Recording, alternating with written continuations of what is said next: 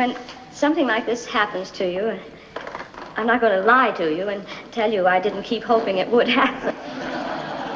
All the speeches that you've made up in your bedroom or in the bathtub go out of your mind completely. And you find that out of all the words in the world, just 2 stick in your mind. Thank you. Hi everyone, and thank you for joining me. It's time for the Best Actress nominees of 1941. They were Bette Davis in The Little Foxes, Olivia de Havilland in Hold Back the Dawn, Joan Fontaine in Suspicion, Greer Garson in Blossoms in the Dust, and Barbara Stanwyck in Ball of Fire. This lineup obviously holds some interest because it gives us 5 of the most prominent actresses of the decade, all of them popular with audiences as well as the Academy, making this the first time in Oscar history that there was no first-time nominee in this category. However, there's no beating around the bush that this lineup is actually pretty legendary for one reason only: the Battle of the Sisters. The relationship between Olivia de Havilland and Joan Fontaine is one of the most famous feuds in Hollywood history, and many times reduced to that one fateful night when Joan won the award over her older sister and for a short period of time took her place as the most successful actress in the family. But there is more to discuss for 1941 than just the 2 sisters. You have Bette Davis and Barbara Stanwyck at the peak of their artistic powers, and Greer Garson beginning her reign as the queen of MGM and Hollywood. And then there are Alfred Hitchcock, Tallulah Bankhead and Walter Pidgeon, and the year quietly sees many trends and occasions that we also know from other, more famous moments in Oscar history. And it was Fontaine, not James Stewart, Grace Kelly or Cary Grant, who gave the only Oscar-winning performance in a Hitchcock film. So will I also be swept away by the competition of Olivia and Joan, or will one of the other nominees get my vote in the end? If I may, I'd like to remind the Redgrave sisters what my sister Joan reminded me that year. There are 3 other nominees too. Let's find out and start with the first nominee. And again, spoiler alert for all discussed movies.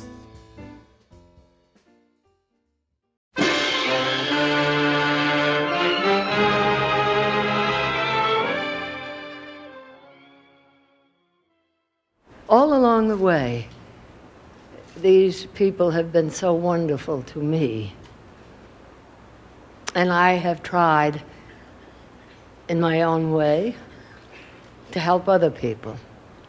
And it's great fun to do it, believe me. And it's very rewarding when you see the climax. It's a wonderful, wonderful feeling. I love doing it. At the very first Academy Awards, Janet Gaynor won the Best Actress Oscar for not 1 but 3 performances in 7-7, Street Angel and Sunrise. This rule was changed the next year, and a performer could from now on win the acting Oscar for only 1 performance. However, there are cases when the overall body of work within a specific year is still in voters' minds when they fill out their ballots. For example, when Gloria Graham and Jo Van Fleet won their Oscars for Best Supporting Actress, it was generally acknowledged that this happened not only for their work in The Bad and the Beautiful and East of Eden respectively, but also for their vast variety of other performances in the same year. A serious performance in Looking for Mr. Goodbar showcased Diane Keaton's range and helped her to win an Oscar for her comedic work in Annie Hall. And appearing in essentially every movie in 1954 was also an important factor in pushing Grace Kelly over the finish line. But of course, things don't always work like this, especially because in the years of the studio system, it was quite normal for actors to appear in 3 or even more movies per year. Not only character actors, but also leading stars. Just look at what James Stewart did from 1938 to 1940. Your days are numbered to the 7th son of the 7th son. When you look at the Best Actress nominees from 1941, this becomes clear as well. Joan Fontaine actually only appeared in Suspicion this year, but her co-nominees all had multiple movie appearances. From Greer Garson's, Bette's and Olivia's 3 to Barbara Stanwyck's 4. The fact that Joan won obviously shows that it's not always about the body of work. And in the cases of Greer Garson, Olivia de Havilland and Bette Davis, it also didn't matter because it was agreed that they had only 1 Oscar vehicle in the race. nobody thought that Bette would make it in for The Great Lie or Olivia for The Strawberry Blonde. But there was a different scenario for Barbara Stanwyck. Because in her case, critics not only praised her specific Oscar-nominated performance, but all others as well. Her appearances in Ball of Fire with Gary Cooper, The Lady Eve with Henry Fonda, and Meet John Doe again with Gary Cooper were all met with overwhelming critical praise, and it was a sign that, after her first big break with Stella Dallas 4 years earlier, she had rightfully taken her place as one of Hollywood's most versatile and most popular leading ladies. Popular not only with audiences, but everyone who knew her. Okay, what do you want, hip kid? There isn't a star in Hollywood who knows more laborers, assistant directors, sound and camera technicians than Barbara. And she knows them by name. Newspapers wrote that all of Hollywood studios are angling for her. She's offered everything from screwball comedy to poignant romance, stars like to play opposite her, and she can count the most solid citizens of screendom as her friends. It was Barbara Stanwyck's year, when she showed different sides of her persona, worked opposite some of the biggest male stars, and under the direction of some of Hollywood's most important directors. And everyone was happy about it. Stanwyck is one of the few star actresses who was in control of her own life. She was not a studio creation. She made films at all the studios. And that was very, very rare. And in that journey, therefore, she picked material that was versatile. Her natural acting style and her independence from a single studio allowed Barbara Stanwyck to constantly switch between different genres, equally at home in serious drama as in slapstick comedy. And Barbara's strong presence in 1941 led to speculations about an Oscar nomination, maybe the win itself, right away. But which movie would get Barbara into the Oscar race? Meet John Doe had the typical Frank Capra touch that had proven successful with the Academy before, and early reviews stated that her performance as the ambitious newspaper woman with a heart of gold is one that should pull down an Oscar for her trophy case. However, her comedic work in Ball of Fire and The Lady Eve showed the versatility of Barbara Stanwyck best and was therefore considered a likelier choice in the Oscar race. From today's point of view, Barbara Stanwyck's work in The Lady Eve is often not only hailed as one of her greatest performances, but as one of the greatest comedic performances, full stop. And prior to the nominations, The Lady Eve was indeed considered a possible winner for her. But when nominations were announced, it was Ball of Fire that brought Barbara the second Oscar nomination of her career. Out of her 3 potential Oscar movies, it was the one most liked by the Academy, but none of them received any major Oscar love. It is easy to imagine that she got quite a lot of votes for all her performances, but in the end, Ball of Fire just outnumbered the others. Ball of Fire also had the latest release date of her 1941 movies, so it was the performance most fresh in Academy members' minds. And another story that brought special attention to her work and her movie was when dancer Betty Rowland, also known as the Red Hot Ball of Fire, sued producer Sam Goldwyn because Sugar Puss O'Shea in the movie did not take her clothes off. As Betty said, if this Miss Stanwyck is a ball of fire, they're going to say they don't want any ball of fire. And where does that leave me? You know, I had this happen one night in the middle of my act. I couldn't get a thing off. But Betty was about the only one who had problems with Ball of Fire. The film was praised by critics as a highly entertaining farce, utterly improbable as anything that could be dreamed up in Hollywood and twice as enjoyable. And of course, the teaming of Gary Cooper and Barbara Stanwyck was universally praised as well, and both were applauded for being funny, highly entertaining, and turning in flawless performances. Barbara was actually not the first choice for the part and only got it after Ginger Rogers had turned it down, as she considered the role too common. Barbara's attitude? I love playing those common broads. And so reviewers applauded her for her brash and noisy performance, with control and timing behind it, the signature of an experienced player who knows when not to dig for a laugh. So an actress very popular within the entire Hollywood community, with various big hits in one year, showcasing her range to lots of critical acclaim. But no Oscar in the end. Of course, it's hard to say why, and I will get into the dynamics of the Oscar race at a later point in this video. So for now, let's simply take a look at her nominated performance in Ball of Fire and see if it is Oscar-worthy on its own. Okay, Tootsie Bell, what do you say? And to answer this question right away, Yes, Barbara Stanwyck is an absolute delight and a comedic force of nature in Ball of Fire, while also creating a believable character with more depth than you might have expected. Bum, bum, bum. That's right, hit it. Hit what? That's what I told you. 3, done. When it comes to actresses who are well suited to both comedy and drama, we often tend to remember the drama part more strongly, but it's truly commendable how effortlessly Barbara Stanwyck could adapt her talents to any genre. That was Professor Audley. Any more of them around? I hope not. Say, who decorated this place? The mug that shot Lincoln? Oh, Greek philosophy. I've got a set like this with a radio inside. Are you sure you don't want your coat? No, I'm fine. Except I've got a run in the stocking. Well, how do we start, Professor? You see, this is the first time anybody moved in on my brain. The most wonderful thing about Barbara Stanwyck's performance is her work with the dialogue. I'm sure parts of it must already have been dated the moment Ball of Fire premiered, but she delivers her lines without breaking a sweat, never highlighting them but making them a part of her character. She is in many ways the most straight person in the story, bouncing off the more wacky comedy by her co-stars in a straightforward, but also constantly engaging and charming way that always keeps her from being overshadowed. Do you know anything about zippers? Do you? Do you? Well, do you? Do I? No, I don't. But Professor Gurka... Okay.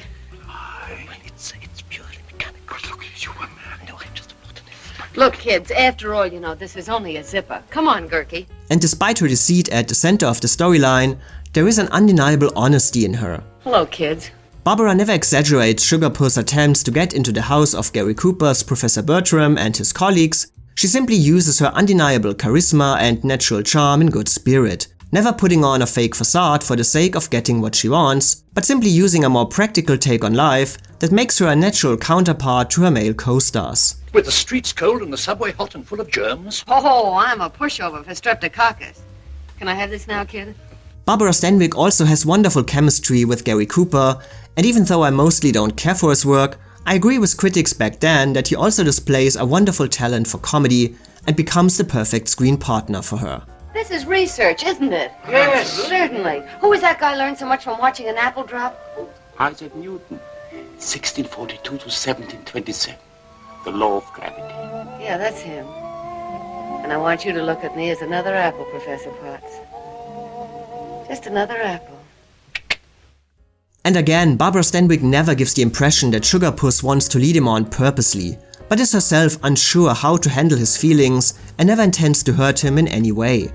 Obviously, everybody in the audience knows that these two will come together in the end, but Barbara Stanwyck makes this process and outcome believable and entertaining. Why do you suppose I came here in the first place? Well, to help with the research. I did not. I came on account of you. Me? And not on account of you needed some slang. On account of because I wanted to see you again. Miss O'Shea, the construction on account of because outrages every grammatical law. So what? I came on account of because I couldn't stop thinking about you after you left my dressing room. And she also has her most beautiful moment opposite Gary Cooper, when she shows that Sugarpuss does not truly understand what Bertram is saying, but the meaning behind it very clearly. Richard Ill. Who's Richard Ill? Richard III. Act 1, Scene 2, line 204. There wasn't room for all the words. What words? Well, they go like this. Quote, look how this ring encompasseth thy finger. Even so thy breast encloseth my poor heart. Wear both of them, for both of them are thine. Unquote, I suppose. The part of Sugarpuss is certainly not very complex or multidimensional, and especially the second half of Ball of Fire lets Barbara Stanwyck down many times, as she becomes reduced to a love object that is to be rescued, and she is not as present anymore as she was during the first half of the story. But her aforementioned straightforwardness still gives more layers to Sugarpuss than in the script, making her dramatic moments just as touching as her comedic moments entertaining. Here are all my excuses. The handwriting of a...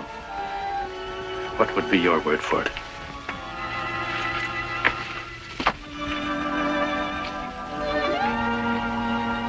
A tramp.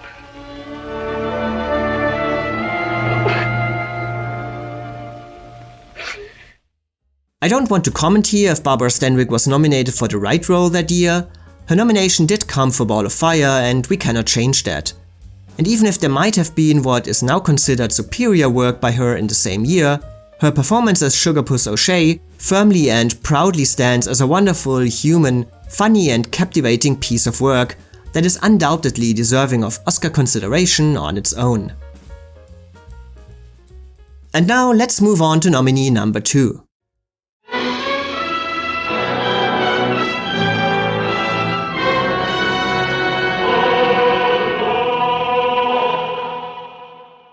Did you ever feel, because you cornered a market in Hollywood, didn't you, at one point in your career, of playing not evil women, but rather... No, they were very varied. I played just as many others. You did? Evil is remembered more. Yes, I suppose. Evil is, for instance, newspaper people know this. You know, they don't print many good things about people.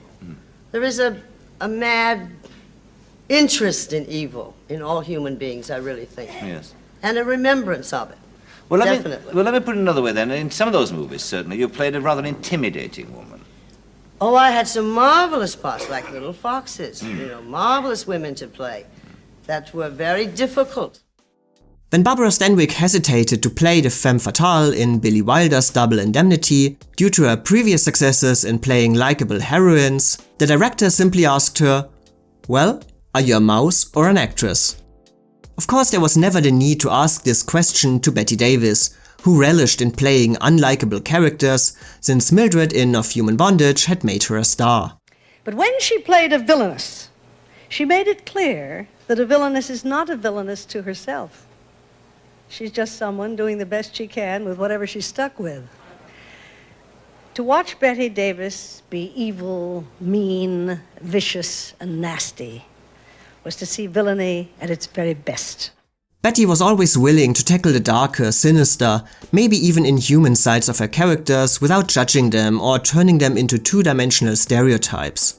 And audience and critics loved her for it. While her Oscar-winning roles in Dangerous and Jezebel are by no means villains in the traditional sense, their often unintentional desire to cause misery and unhappiness always gets the best of them, and both characters do stand out among the suffering wives or suffering mothers that won Oscars during these times. They, of course, are the greatest acting parts. To just always play a heroine, there's really no great challenge to that. But I have played, interestingly enough, almost as many heroines, women like Jock Victory, Old Acquaintance, very, very many of the other kind of woman. But what is remembered, because that's the way people are, I think. What is remembered, the evil people more, but they were. Foxes, what a play. Of course, Bette was right. We do remember her more strongly for her so-called evil performances than her other characters. However, her most successful years at Warner Brothers show that she was always determined to not rest on one type of role or one type of image, but use her talents for a wide range of styles and genres. Her two most acclaimed anti-heroines of the early 40s in The Letter and The Little Foxes were bookended by two of her most beloved and traditionally sympathetic characters in Dark Victory and Now Voyager. And in 1941, she not only played Regina in The Little Foxes, but also the, quote, good girl in The Great Lie, and gave screwball comedy a try in The Bride Came COD. However, The Bride Came COD, while financially successful, was a disappointment for both critics and Bette herself, and in The Great Lie, she allowed herself to be overshadowed by Mary Astor's Oscar-winning eccentric pianist. My goal was never the marvelous good fortune of the public. That was never my goal. My goal was to do the best I could, and I just adored the work. Right. Bette's artistic highlight of the year was therefore, undoubtedly, The Little Foxes, which continued her undisputed reign as the artistic queen of Hollywood, combining box office power and critical praise like few others of her era. However, despite this ongoing success, The Little Foxes and the year in general actually saw some professional setbacks for her. For the first time, she was compared unfavorably to another actress, and her casting, as logical as it may seem, was not greeted with the same enthusiasm as before, and the making of The Little Foxes was also a frustrating and unrewarding experience for her. And on top of that, even the Academy itself became a source of grief for Bette. But what exactly happened? Lillian Hellman's play The Little Foxes opened on Broadway in February 1939. The production was strongly acclaimed for its layered presentation of greed and unhappiness, and no aspect was more acclaimed than the central performance by one Tallulah Bankhead. I don't want to go into too much detail here. There is an amazing video by Be Kind Rewind on Tallulah's career, which I highly recommend and link below. But what you need to know is that, despite some attention for her unique screen presence, Hollywood did not really know what to do with Tallulah, and she herself also preferred the stage to the screen. But while she regularly received some level of acclaim for her theater work, everyone was always waiting for her to find the right part that would allow her to truly showcase all her talents. And then came Regina Giddens. There was no doubt that this was the chance she had been waiting for. Her stage performance almost immediately became the stuff of legend, and critics could not rate her highly enough, stating that she became one of the theater's greatest actresses. She fills for the first time a role carved big and fierce enough for her talent. Against the cold, steely force of this year's strongest play, the glitter of her acting lights up a whole era of United States history. The Little Foxes ran for almost a year on Broadway, and Tallulah Bankhead would then stay with it on a national tour until April 1941. Therefore still playing Regina when Hollywood began preparations for bringing the play to the screen. The three best plays I've been in, actually, which one of the first really fine play I was ever in was in London. I did They Knew What They Wanted, which the great Pauline Lloyd did here. It was a Pulitzer Prize play by the late Sidney Howard, and then The Little Foxes by Lillian Hellman, and then The Skin of Our Teeth, another Pulitzer Prize play by a divine Thornton Wilder. I think those three were the most satisfying because the plays were so fine. Now, the situation can be seen from 2 points of view. On the one hand, you can ask, why would they overlook Tallulah for the movie version? After all, she had received glowing reviews, was strongly associated with the part even outside of the theater scene, and had proven that she could work in front of the camera as well. But on the other hand, recasting plays when they make it to the screen was, and still is, a normal process.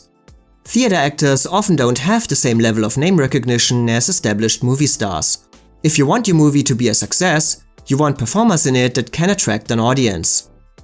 It therefore only happens occasionally that stage performers are given a chance to recreate their roles when they make it to the big screen.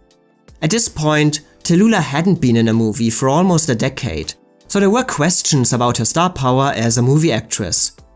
Furthermore, producer Sam Goldwyn apparently also thought that Tallulah might turn out to be too difficult.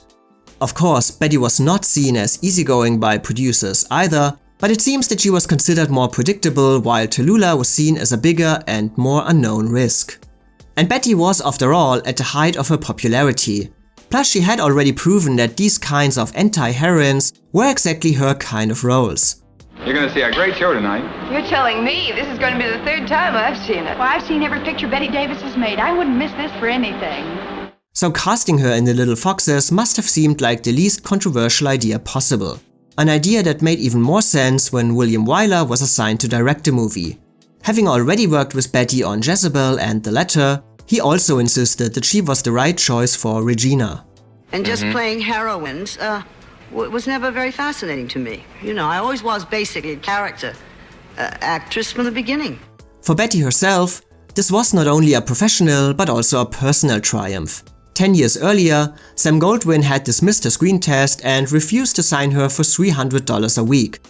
Now, as Bette wrote, he had to borrow her from Warner and he paid me $385,000 to star in The Little Foxes. You should know me well enough by now to know I don't ask for things I don't think I can get.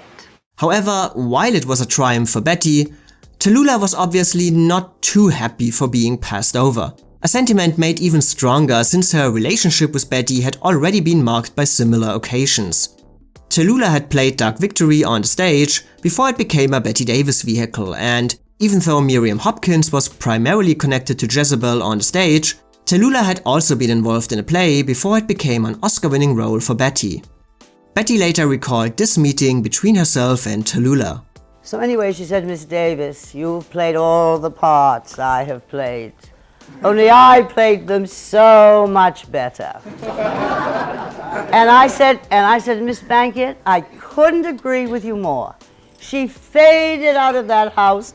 She wasn't going to get any fight from me at all, and she was heartbroken. While it's not known that Bette had any qualms about playing Dark Victory or Jezebel on the screen, she agreed with the general sentiment that Tallulah should actually be allowed to recreate her role. I begged Goldwyn to let Tallulah play it, because she was magnificent in the theater with it. And he wouldn't. And there was a resemblance, actually, facially and our kind of hair and all between Tallulah and me. Always was. So that was unfortunate. But as it became clear that Tallulah would not be cast in The Little Foxes, Bette accepted the role and played it with her usual intensity and professionalism. But how she would play it became a source of ongoing conflict on the set. My round face was very fortunate because I could make it look many, many, many different ways, you know, and wear many different hairdos. While working on the latter, Bette Davis and director William Wyler famously quarreled over Bette's delivery of a single line. But during the making of The Little Foxes, they argued over her entire characterization, as the shadow of Tallulah Bankhead's stage performance loomed over the whole production.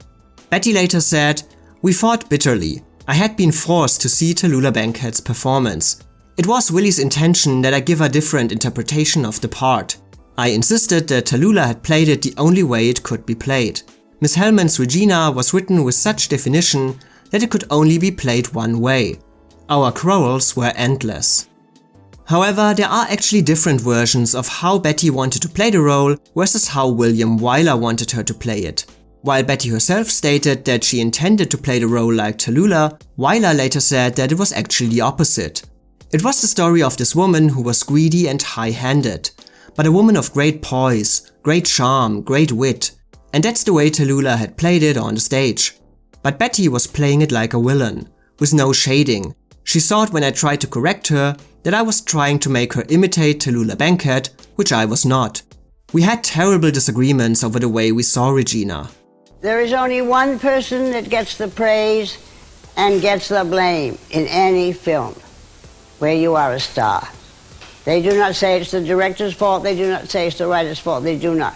So it is self-preservation to be very, very firm about what you do for the outcome. The disagreements between Bette and Wyler became so tense that Bette walked off the set one time, and The Little Foxes was also the last time that Bette and William Wyler worked together. She was difficult in the same way that I was difficult. She wanted the best. And to get it, nothing was too much trouble. Sometimes she wanted more takes on a scene than even I did. However, despite all the tension on the set, the finished product was cheered by critics who praised the movie as a biting drama, superbly acted and with a faint touch of humanity to soften it, some even calling it superior to the stage version in its expansion of time and space. Lillian Hellman herself later wrote that the movie could have been better and didn't hit hard enough, but on the other hand also later said that the one production that came the closest to what she had intended was William Wyler's film. And about Bette's performance, it became clear that Tallulah Bankhead's shadow not only loomed over the making of The Little Foxes, but also the finished production. Made even more obvious due to the fact that so many other performers who had appeared in The Little Foxes on the stage were allowed to recreate their parts on the screen. The casting of Bette Davis had maybe not created an Audrey Hepburn, Julie Andrews, My Fair Lady-like controversy, but it was an early version of the same story, and there was a general sense of disappointment. Many critics were openly tired about Bette always getting the best roles, especially if it meant denying the chance to an actress who for so many had given one of Broadway's great performances. In regards to Bette's fights with William Wyler, it's impossible to say who definitely won this battle and how much of Bette's final performance was influenced by Tallulah's interpretation. But from reading contemporary reviews, it seems that her performance is a mix of Bette's own ideas and Tallulah's role model, as comparisons between both actresses were dominant in almost every article, and almost always in favor of Tallulah, such as, "The fact remains that Bette Davis was playing Tallulah Bankhead, whereas on the stage, Tallulah Bankhead was playing Regina Giddens." And another review stated that Bette acted Miss Bankhead's role with what seems just a shade less effectiveness. Other critics focused on the similarity of both performances, stating that Bette unmistakably imitated Tallulah's performance in parts and summed it up as, "Tallulah is the Bette Davis of the stage, and Bette Davis is the Tallulah Bankhead of the screen. And even critics who hadn't seen Tallulah on the stage made it a point to at least describe the part of Regina as Tallulah Bankhead's role. But it would be wrong to say that the disappointment prevented critics from appreciating Bette's performance on its own. She was called arresting and vividly hateful, brilliant, extraordinary, free of mannerism, and that she gave one of the best performances of her career. But even then, critics brought back Tallulah Bankhead with remarks such as, "If you haven't seen the play, then you will be perfectly satisfied with Bette Davis' characterization." What? We gave a brilliant performance in that picture. And watch out for us next year. And so it's no surprise that Bette Davis did receive another Oscar nomination for her performance. Her fourth in a row, in fact. But despite this ongoing love affair, 1941 was actually the year when Bette had not only a difficult relationship with William Wyler, but also with the Academy. In January, Bette received word that she had been elected the Academy's first female president. In true Bette Davis fashion, she attacked this position with much more determination than the other heads of the Academy had expected, many of whom most likely only saw Bette's appointment as an honorary position. Bette herself described it as, "At the first meeting I presided at as president, I arrived with full knowledge of my rights of office. I had studied the bylaws. It became clear to me that this was a surprise. I was not supposed to preside intelligently." In this meeting, Bette came up with various, as she called it, practical changes, specifically to abolish voting rights for the extras and, due to the war, changing the location of the Academy from the festive atmosphere of the Biltmore Hotel to a grand theater with Rosalind Russell as the host. Julie, you can't be serious. All ideas that were rigorously rejected by the Academy, which makes you wonder, how can anybody say no to Rosalind Russell? Bette, sensing that she could not fulfill her role in the way she had wanted to, saw no other way as to resign from her position again. And of course, just a while later, the Academy did implement both of her suggestions, ending voting rights for extras and the Academy dinner as well. Bette herself nonetheless remained proud of her short time as president of the Academy, and her resignation clearly did not hurt her career in any way, nor did it prevent her from adding another nomination to her list of achievements. So, was this nomination deserved? I obviously cannot comment on Tallulah Bankhead's stage performance, how she played the role, and if Bette did follow her lead or try to come up with something new. All that is left to judge is Bette Davis' screen performance as it is. And yes, it's easy to imagine different interpretations for Regina, a softer, kinder woman, who gets trapped into committing her acts by a patriarchal environment that gives her no other chance to do so, or a woman slowly developing pride in her ability to outplay those around her by all means necessary. It's one way of doing it and the way I prefer. You should know me well enough to know I don't mind taking the other way. In the hands of Bette Davis, Regina is a different woman. One that is obviously not to be trusted right from the start, constantly scheming and unlikely ever interested in anything else but her own position and advantage. I should think if you knew your money was badly needed, you might just say, "I want more. I want a larger share." It is an interpretation that might feel limited at first, but as mentioned before, Bette Davis relished playing so-called evil characters, giving them understandable motives and engaging the audience into their own set of thoughts. The fact that we tend to remember Bette's bad women more than her traditionally likable characters is not simply because evil characters might be more interesting to observe, but because she made them interesting to observe. And this also happened in The Little Foxes, which does present one of the most fascinating performances of her remarkable career. You hate to see anybody live now, don't you? You hate to think I'm going to be alive and have what I want. You'd think that was my reason. Yes. Because you're going to die. And you know you're going to die. In the hands of Bette Davis, Regina is a woman clearly on the same level as her brothers and who never hides her true intentions. But this approach works in the context of The Little Foxes as a story about people who hold to the social conventions of pretending, who behave like they are supposed to behave, even if everybody is aware of the actual meaning behind it. And it's Regina's decision to break these conventions, to act and react in ways that are both unexpected and unaccepted, that causes the plot to get out of control. I'm smiling, Ben. I'm smiling because you are perfectly safe while Horace lives to say he lent you the bonds. But Dr. Sloan doesn't think Horace is going to live. And if he doesn't, I want 75% of the business in exchange for the bonds. Bette shows how often Regina reacts impatiently when talks don't go the way they are supposed to go, when pleasantries are not enough, and when others don't react the way they should react in her point of view. I suppose they've written you. I can't live very long. I have never understood why people have to talk about this kind of thing. Very well. I assure you, Oscar, I will think about it seriously. What kind of an answer is that? My, Oscar, you're in a bad humor. Now leave me alone. It's an approach to the role that walks a thin line between success and feeling misplaced, and Bette Davis succeeded beautifully, creating a woman that feels both familiar and unknown, and constantly tries to find new ways and means to get what she wants. I'm sick and tired of hearing about it. I've given my answer and that is all. I think we'll have to talk about it, Horace. Just you and me.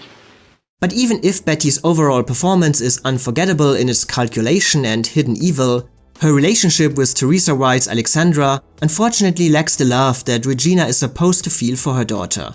Again, it does make sense to see Regina as a woman only following her own path and not truly interested in Alexandra, but the script too often makes it clear that Regina does try to protect her daughter and wants to prevent her from leading a similar life as her. Now give big parties for her and see that she meets the best people and the right young men, too. And later on, I'll take trips to New York and Paris and have what I want, everything I want. Because of this, the ending also feels a bit too sudden, as Regina's feelings of guilt, remorse and loneliness come without ever having been truly earned. But even in those moments, Bette Davis still shines, and her sheer magnetism in the role is enough to overcome any contradictions that might accompany her performance. Alexandra, I've come to the end of my rope. Somewhere there's got to be what I want to. Life goes too fast. You can go where you want, do what you want, think what you want.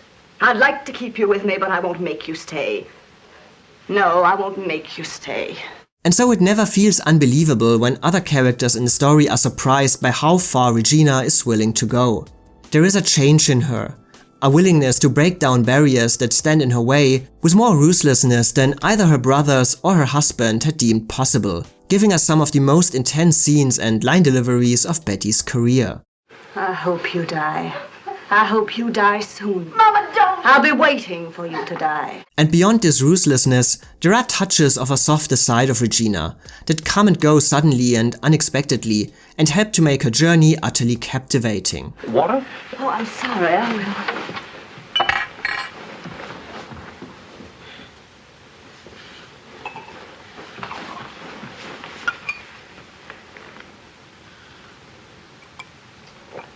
Bette brought Regina to life as a complex character, despite what might initially seem a limited approach.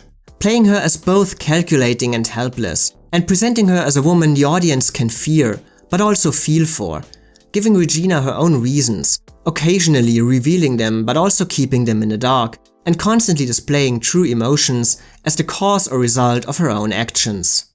Would you like to talk with me, Alexandra? Would you like to sleep in my room tonight? Why, Mama? Are you afraid? So even if Bette was for many back then only the second best choice for Regina, there is no denying that the part feels tailor-made for her, both playing to her strength as an actress while also benefiting from her distinct screen presence. Her work with William Wyler always brought out the best in her, and it certainly would have been interesting to see how he might have influenced other performances she gave in the future. But Regina still stands as a testament to a wonderful off-screen partnership and the unique talents of Bette Davis.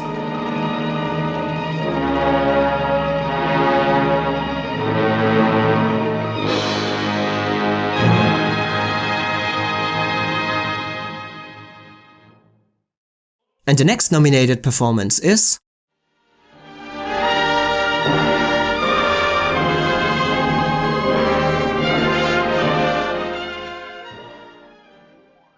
He would always say they gave me nothing to do for a year, but I was always meeting him on the set, on the lot, And he would say, "Hello, Greer. When are you going to start? When are they going to give you a big starring vehicle? When am I going to be your leading man?" And this would pep me up for another 2 months or so.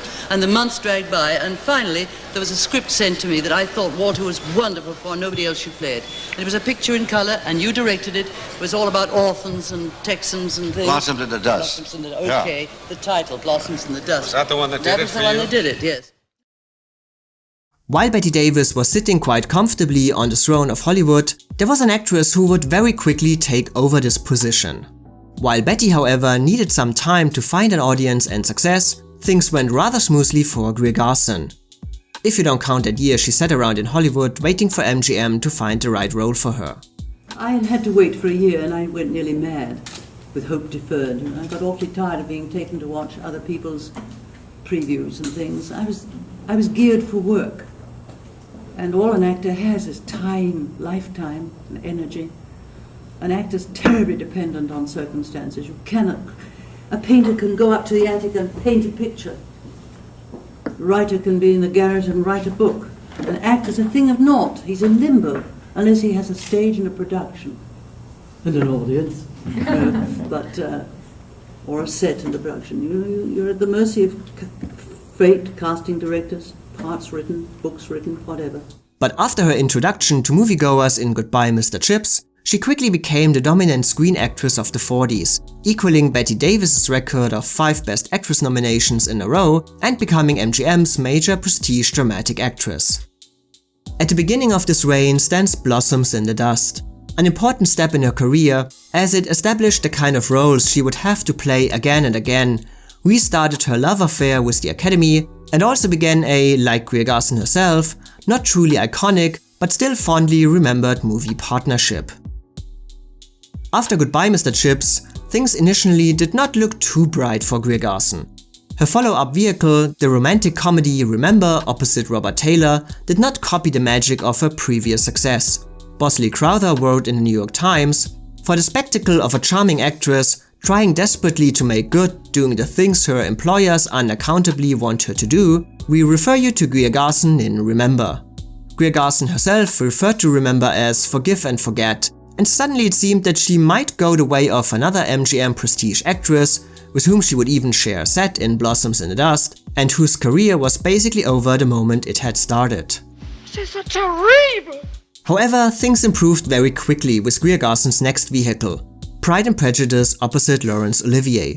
If critics had dismissed her for Remember, they were carrying her on their shoulders now and stated that if Vivien Leigh was born to play Scarlett O'Hara, then Greer Garson was just as born to play Elizabeth Bennet.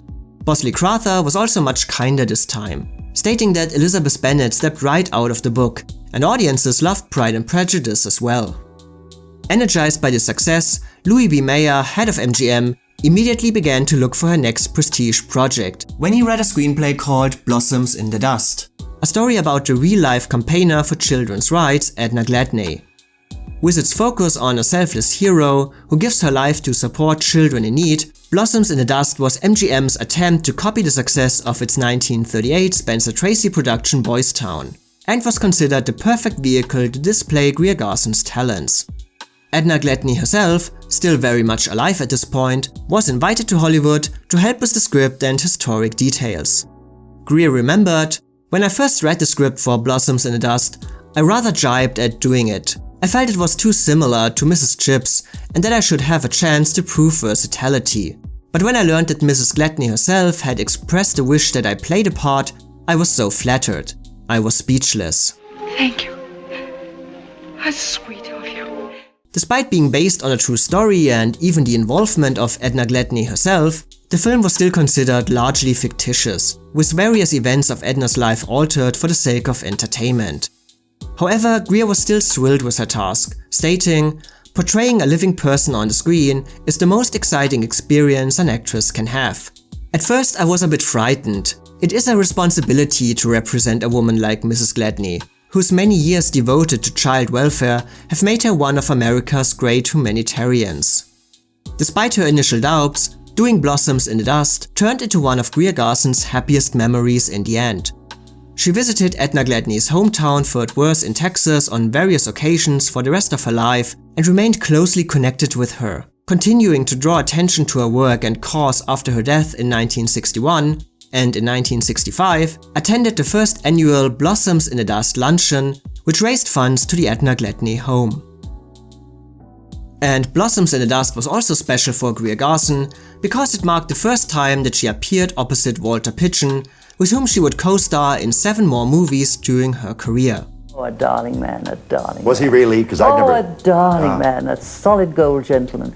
We made 7 pictures together, 7.5, we won't talk about the half, it was a clinker.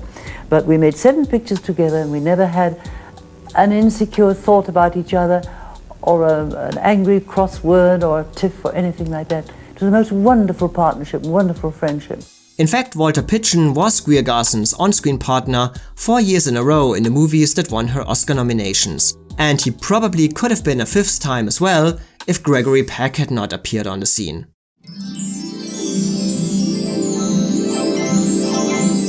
Walter and Greer had an instantly relaxed relationship on the set, playing practical jokes on each other and admiring each other's talents.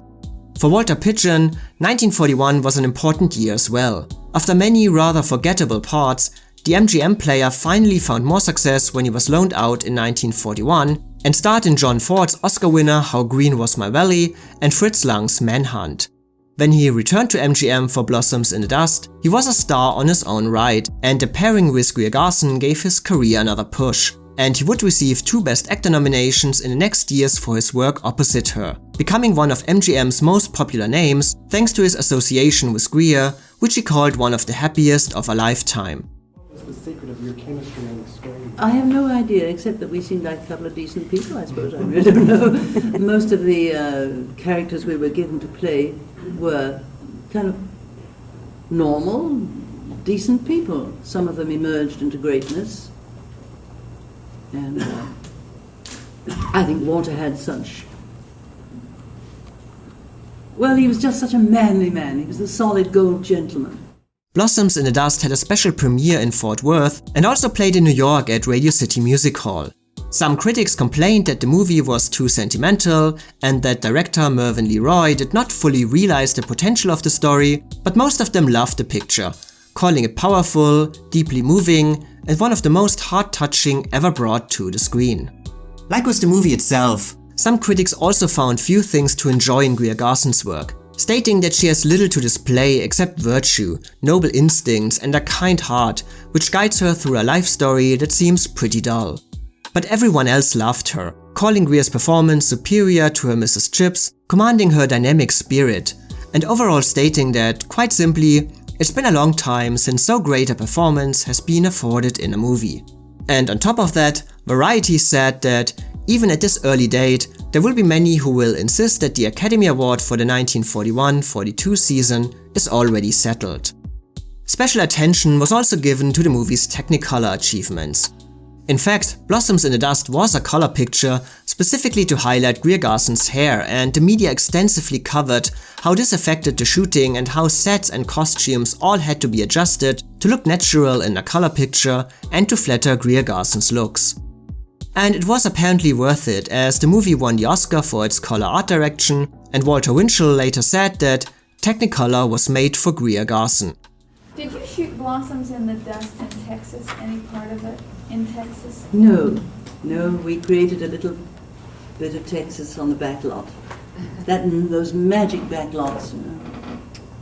So sorry they're sold for real estate now and so on. A lot of dull commercial things like that. They were magic. Edna Gladney herself was also pleased with the movie, writing to Mayer that, "I am grateful for the recognition that this picture will give to our cause." She did not mention Greer's performance on this occasion, but it's easy to believe that she was more than happy with her portrayal, which gave Edna strength, compassion, humanity, and never-ending kindness. But is this enough for a compelling performance? Well, one thing has to be said right away. As usual, Greer Garson displays a vitality, aliveness, and charm in her performance that does set her apart from many other actresses of her era. And it is always a joy to watch her, as she plays her roles with an almost infectious positivity that shines through the screen. In the case of Blossoms in the Dust, this however cannot hide the fact that she feels a bit too old in the beginning of the movie, more like a loving aunt than an older sister, despite Greer's attempts to be as coquettish and useful as possible.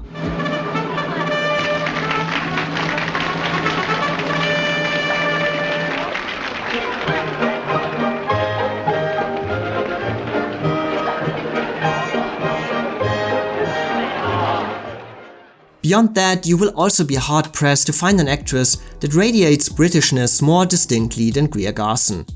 I am certainly no expert on dialects in the English language, but I don't really get the impression that Greer's Edna is from Wisconsin, no matter what newspaper said in 1941.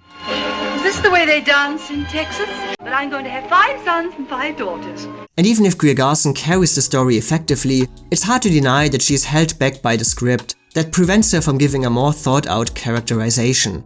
Blossoms in the Dust rushes through too many of the important milestones of Edna's life, often simply showing results but never processes.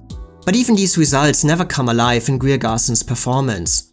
Events such as the death of her sister, the death of her husband, and the death of her child come and go without affecting Edna's personality at all, making the audience basically forget all these characters the moment they left the screen, because her performance forgets them as well, lacking an overarching development. Our baby's dead, Sam. Our baby's dead. Max! Max!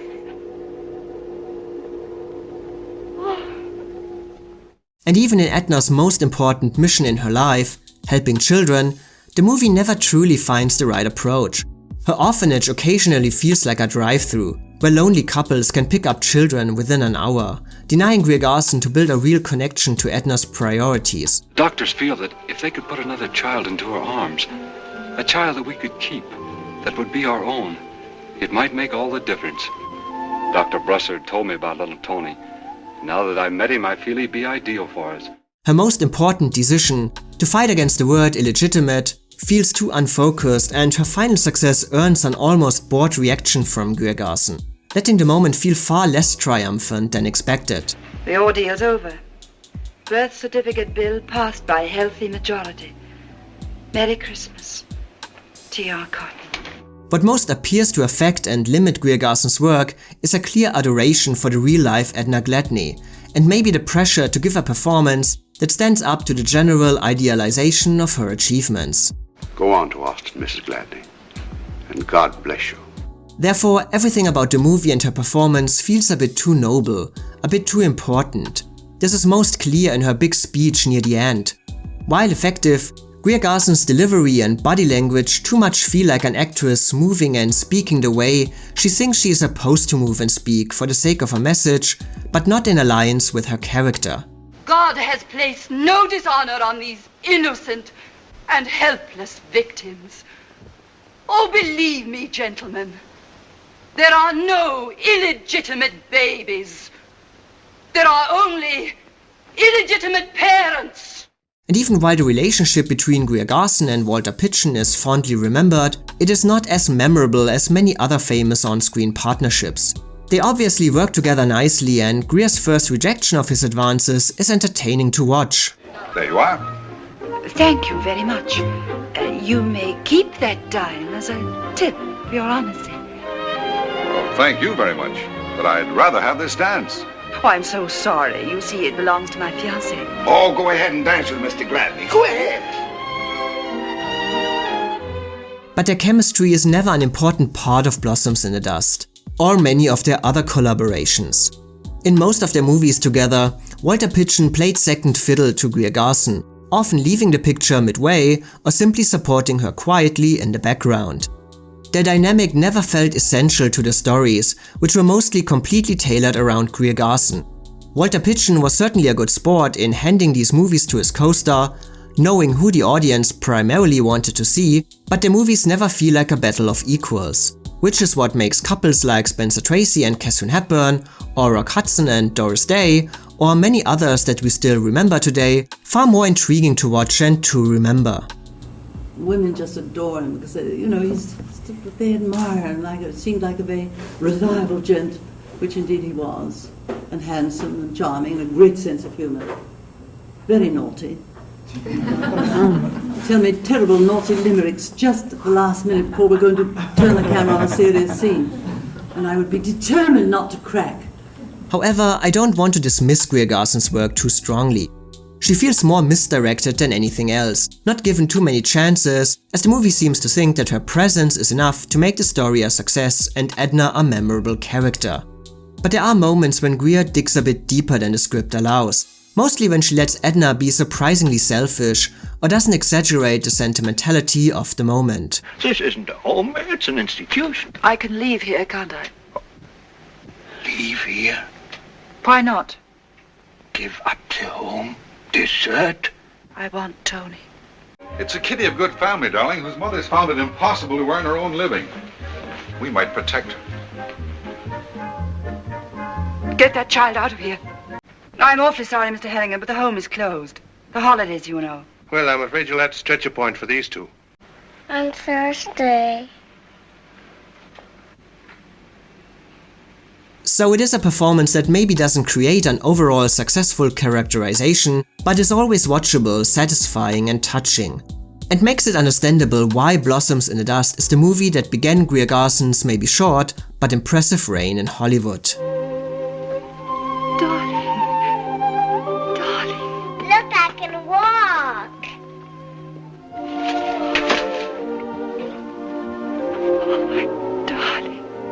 The success of Blossoms in the Dust was, however, a blessing and a curse for Greer Garson, as she rightfully feared that Mayer was setting her up as the eternal supportive wife, a role from which she would never escape. Already in 1942, she stated in interviews that, "I'm developing an allergy to the term lady. Nothing but lady, lady and more lady has been my fate ever since Mr. Chips. The Greer Garson lady is something just too, with a halo of nobility. I'd like to take her by the scruff of her neck and drop her neatly into the Pacific Ocean. But what can I do? I'm doomed." Look for the clear light of truth. Look for unknown, new roads. I was known at that time as MGM, and that was glorified Mrs. I had played Mrs. this and Mrs. that and Mrs. something. For an actress with this level of success, this might sound like hyperbole, but it is understandable that she was frustrated with the roles MGM was offering to her and that audiences wanted to see her in. Vincent Canby later wrote, "In her high-toned MGM pictures, she was invariably serene, polite, elegant in a slightly unreal way, too good to be true, always prepared to meet any emergency and staunchly middle class." But she was stuck with the part she had created in Goodbye Mr. Chips and then continued in Blossoms in the Dust. The noble, elegant woman/wife who suffers gracefully to overcome any obstacles. An archetype she would repeat again and again in future roles. But these other parts, other successes and failures of her career are a topic for another time. Instead, let's move on to the most famous or infamous nominees in this year's lineup. Well, if we're going to talk, we have to get back to the subject of your sister, Olivia de Havilland, because, I guess for so long, so much of the publicity about you and her had to do with the two of you feuding, up for the same parts. Of course, maybe the only time in history that two sisters were up for an Academy Award in the same year. Is that feud still going on? Well, it didn't happen there. I really think it happened when I was born. My sister being a little older than I was, we were born in the Orient, and we had armors and all that sort of thing. I was a sick little child, and I don't think Olivia was allowed in my nursery. And then I think she rebelled and wouldn't come in even. And it started there, that kind of, we can't even say sibling rivalry yet. But it was not helped. We are highly motivated, and our parents and people around us brought us up with a point of view of vying. You can, she can't kind of thing. Contest. That makes for achievers. It's a marvelous thing that way, but it doesn't make for a particularly close bond because we were rivals long before we thought of being actresses. I froze. I stared across the table where Olivia was sitting. Now what had I done? All the animus we had felt toward each other as children, the hair pullings, the savage wrestling matches, the time Olivia fractured my collarbone, all came rushing back in kaleidoscopic imagery. My paralysis was total. I felt Olivia would spring across the table and grab my hair. Damn it, I had incurred her wrath again. This is how Joan Fontaine recalled the moment she was announced as the Best Actress winner of 1941 for her role in Suspicion, over her sister Olivia de Havilland, who was seated at the same table. Despite the legend surrounding this moment, it did not really change how they felt about each other, as their relationship had been broken long before that. But it changed its dynamic and power structure, in which Olivia was the successful actress and star, and Joan neither. Of course, Joan's career had begun to take up speed a year before, but this Oscar win, not only before Olivia would win herself, but even over her, was the final confirmation that things had changed. I am Mrs. De Winter now. Joan summed it up later: "I got married first, got an Academy Award first, had a child first. If I die, she'll be furious, because again, I'll have got there first." So before reviewing the performances that brought Olivia and Joan to this moment in detail, let's take a look at their careers up to this point, how their relationship started and how it developed, how Joan was able to catch up with Olivia's rise to fame, and why they would never reconcile.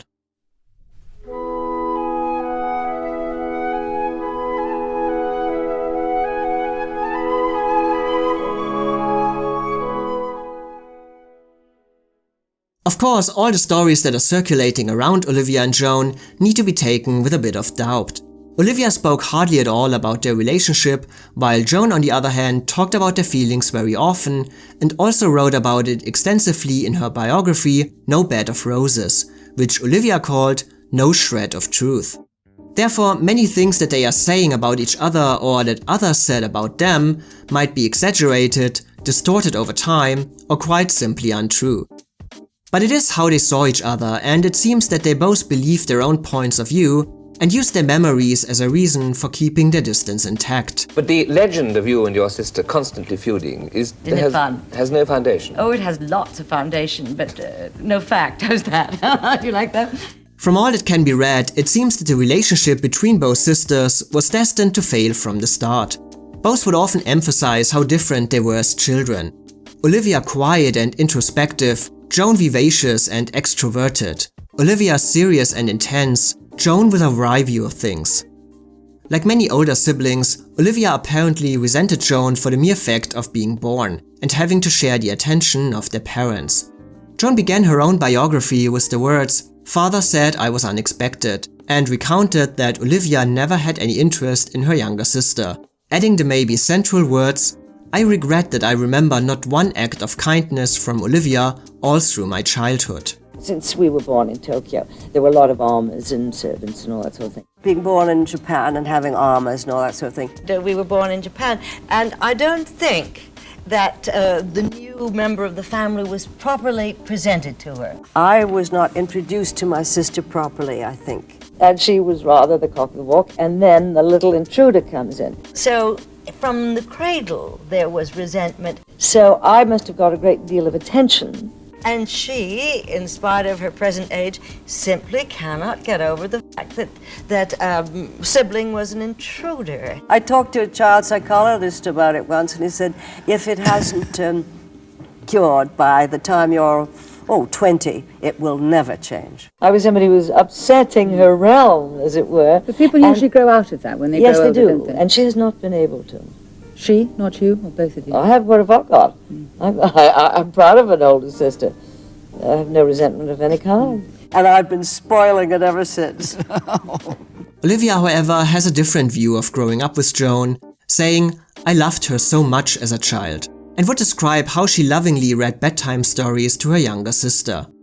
Joan, on the other hand, remembered this as, "She was 6 and I was 5. She had learned to read, and one night when we were alone, she read aloud the crucifixion from the Bible with mounting gusto, until I finally screamed." Olivia loved it. You can't remember your sister Olivia de Havilland having done anything warm or kind to you in my childhood. Yeah. I say definitely in my childhood. And I don't think a child does. A child remembers the whatever it remembers. It may not be absolutely accurate, but I actually do not remember any act of kindness. That is true. The stories of their childhood very often present the usual resentments among siblings, but also seem to go deeper than that, showing true and honest dislike right from the start, with many different incidents described by many different sources. From Joan learning to imitate everything that Olivia did to deliberately annoy her, to Olivia tearing up her old clothes that Joan was supposed to wear next, to Joan beginning to physically attack her older sister by pulling her hair or slapping her face, which would then result in severe fights. The most notorious incident occurred when Joan tried to pull Olivia into a swimming pool by her ankle and fractured her collarbone. However, even there things get a bit muddy. Most sources track this incident back to when they were 5 and 6 years old, which would make it an unfortunate incident, but still something that can easily happen at this age. In her biography, however, Joan places the fight a decade later when they were 15 and 16, which would give the physical violence a different dimension altogether. Again, it's impossible to say who speaks the truth. Breaking your collarbone was certainly... Yeah, it was an accident. I'm sure it wasn't entirely intentional.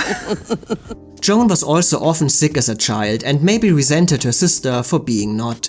Joan would often miss school while Olivia flourished and began to appear in plays like Alice in Wonderland and Hansel and Gretel, and worked as the editor of the school magazine. But looking back, it seems that the most important factor for the rivalry between both sisters was actually their own mother Lillian. In her biography, Joan wrote to her late mother, "I never knew why you didn't try to make us kinder, more understanding, more forgiving of one another. Or did you prefer us at each other's throat?" An actress and singer herself, Lillian focused her energy on her daughters right from the time of their birth, giving them walking and diction lessons, and made them entertain guests in the house with little performances. My mother was Royal Academy of Dramatic Art. She played the piano and sang beautifully. Since she's a Victorian lady, they weren't allowed to be on the stage. However, she could sing and she could play the piano. That was permitted. And we got our knuckles rapped if we slurred or mispronounced. We did little restoration comedies, things like that. We had ballet lessons from the age of 5 and 6. We had piano lessons. We had singing lessons. However, Lillian's major focus was always on Olivia. The prettier child, she constantly received special attention, and Lillian was always certain that Olivia would have a great career, while paying far less attention to her second daughter.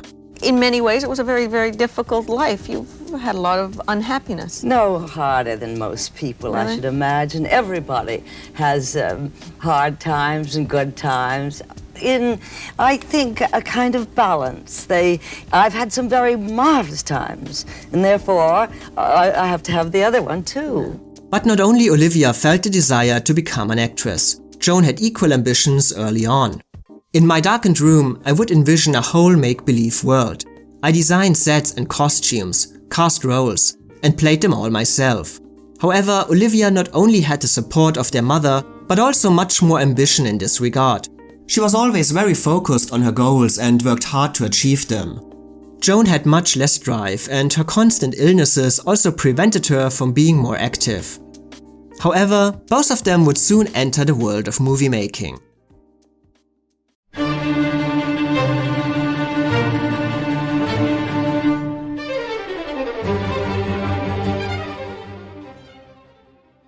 Olivia's career began when famous European director Max Reinhardt cast her as an understudy of Hermia in a production of A Midsummer Night's Dream at the Hollywood Bowl.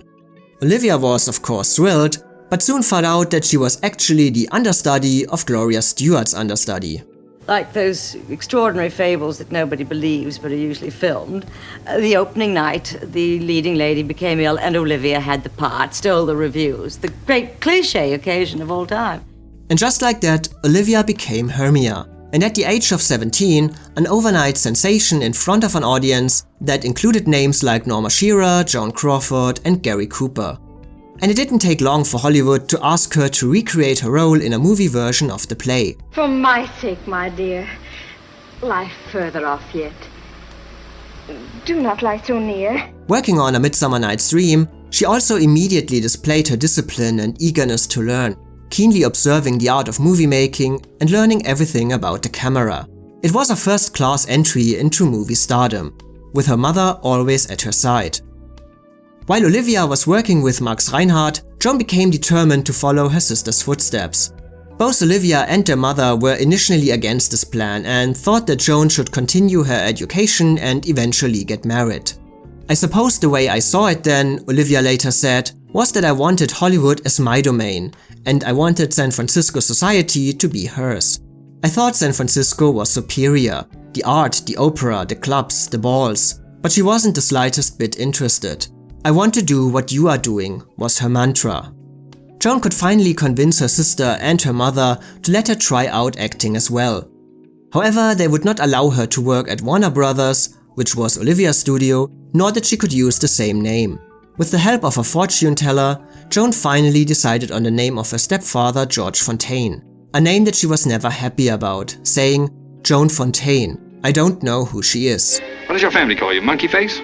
Olivia's work at Warner Brothers had by now turned her into a successful actress, and a major breadwinner who had taken over as the head of the family.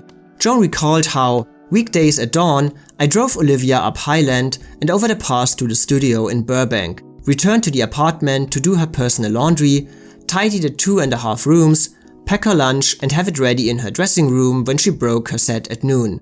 The trip was repeated in the evening. I did all her errands, most of the cooking. Olivia was the star and I was the servitor on probation. Between lessons and occasional jobs, I was ruled by Mother and Olivia with an iron hand. In her biography, she again addressed her late mother with the words, "Somehow I felt you were afraid of Olivia, that she could berate you and, under the onslaught, you would always retreat." The rivalry between both sisters only intensified during this time. Have you a sister in show business? Yes. In 1935, things changed for Joan when she was introduced by friends to actress May Robson, who was looking for an English ingenue for her play Kind Lady. At the age of 17, Joan won the part and received positive notes for her performance. She then used her salary to study at the Max Reinhardt Dramatic School. She never specifically said that she went to Reinhardt to follow all of her sister's footsteps, but it's obvious how keen she was on copying her success. A later appearance in the play Call It a Day brought her a contract with RKO. There she was often cast in small parts that asked for a young English girl, among others in Quality Street with Katharine Hepburn. Like her sister, Joan was a keen observer and studied the more experienced performers on the sets. Most reviewers, however, took little notice of her appearances. The most attention was given to her when she replaced Ginger Rogers opposite Fred Astaire in Damsel in Distress. But for all the wrong reasons, as her reviews were terrible and audiences audibly groaned during her dancing scenes.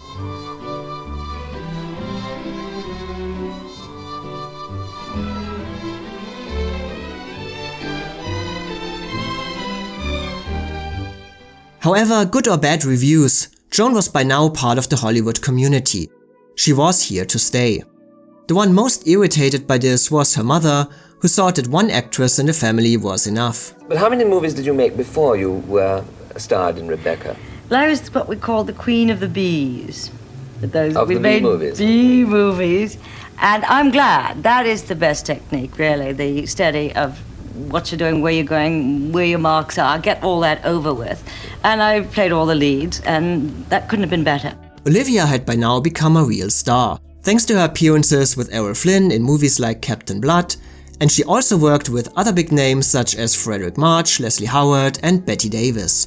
While Joan was enjoying her small parts in movies, Olivia was exhausted by the demanding pressure of the studio system, saying, "I wouldn't wish overnight success on anyone," and also unhappy with the two-dimensional parts offered to her, wishing for more challenging roles. I longed to play a character who initiated things, who experienced important things, who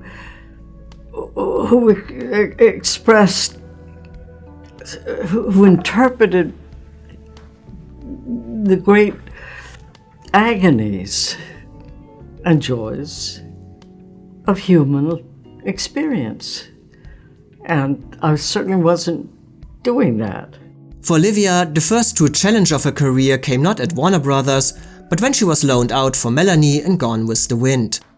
Olivia had to plead very strongly with Jack Warner to be allowed to play Melanie, and only a personal talk with his wife enabled her to do so, again showing her determination to get what she considers challenging and outstanding roles.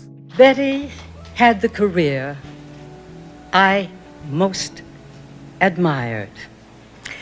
It was the career I wanted to have, because she was a pioneer, a revolutionary, in that She wanted to play real human beings. Joan would always say that she initially suggested Olivia for the role of Melanie, writing with a slightly superior voice that she was too glamorous in her own audition for the part, and when George Cukor said Melanie must be a plain, simple girl, she said, "How about my sister?" Again, it's unclear if this is really how Cukor became aware of Olivia. The phone rang. A voice said, "You don't know me. We've never met. But I am George Cukor. I've been supervising the preparation of Gone with the Wind, and I will be directing the movie. We are in the process of casting, and I would like to know if you would be interested in playing the role of Melanie. You're under contract to Warner Brothers. We have no right to ask this of you, but would you come secretly, tell no one, to the studio. We'll give you directions to what entrance to go, which is a private entrance. Someone will be waiting there for you, and they will unlock the door and let you in and lead you to my office to read some lines.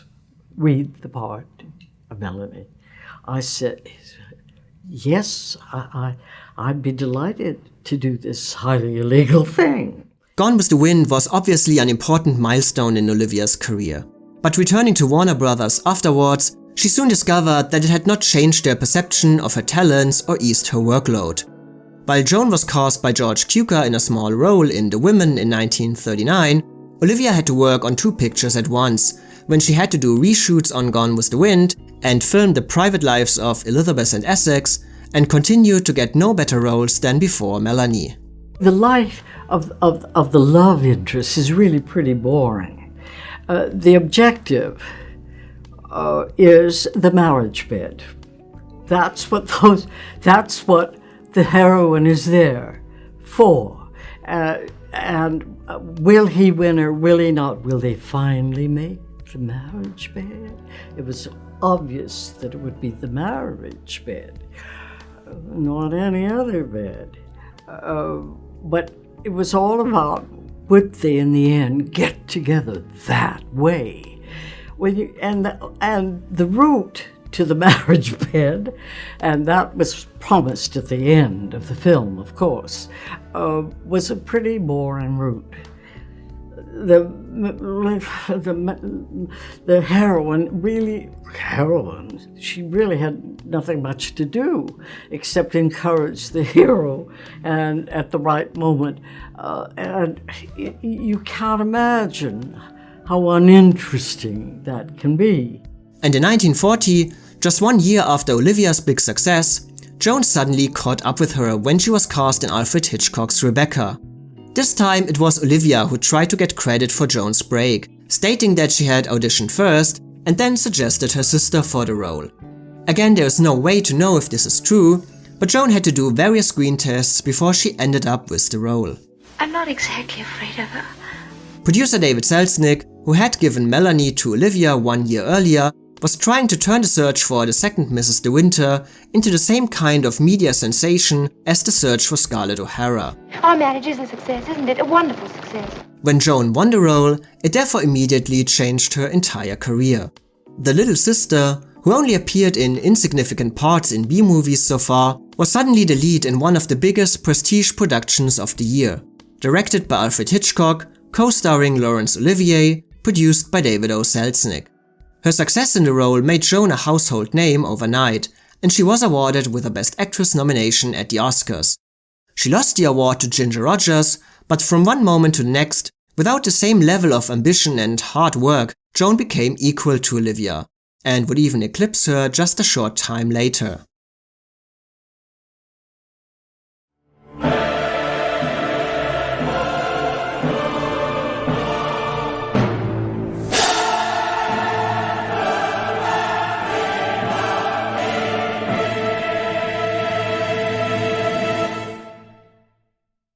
In 1941, Olivia was recovering from an appendectomy when she received a script for a movie called Hold Back the Dawn.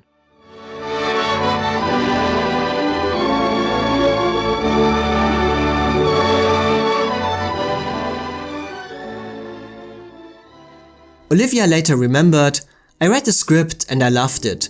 But again she would have to deal with Jack Warner, as the movie was a Paramount production. "It was a miracle that I ever got to do Hold Back the Dawn at all, because Jack Warner hated to loan anybody, especially if it was a role you were well suited for that might help your career."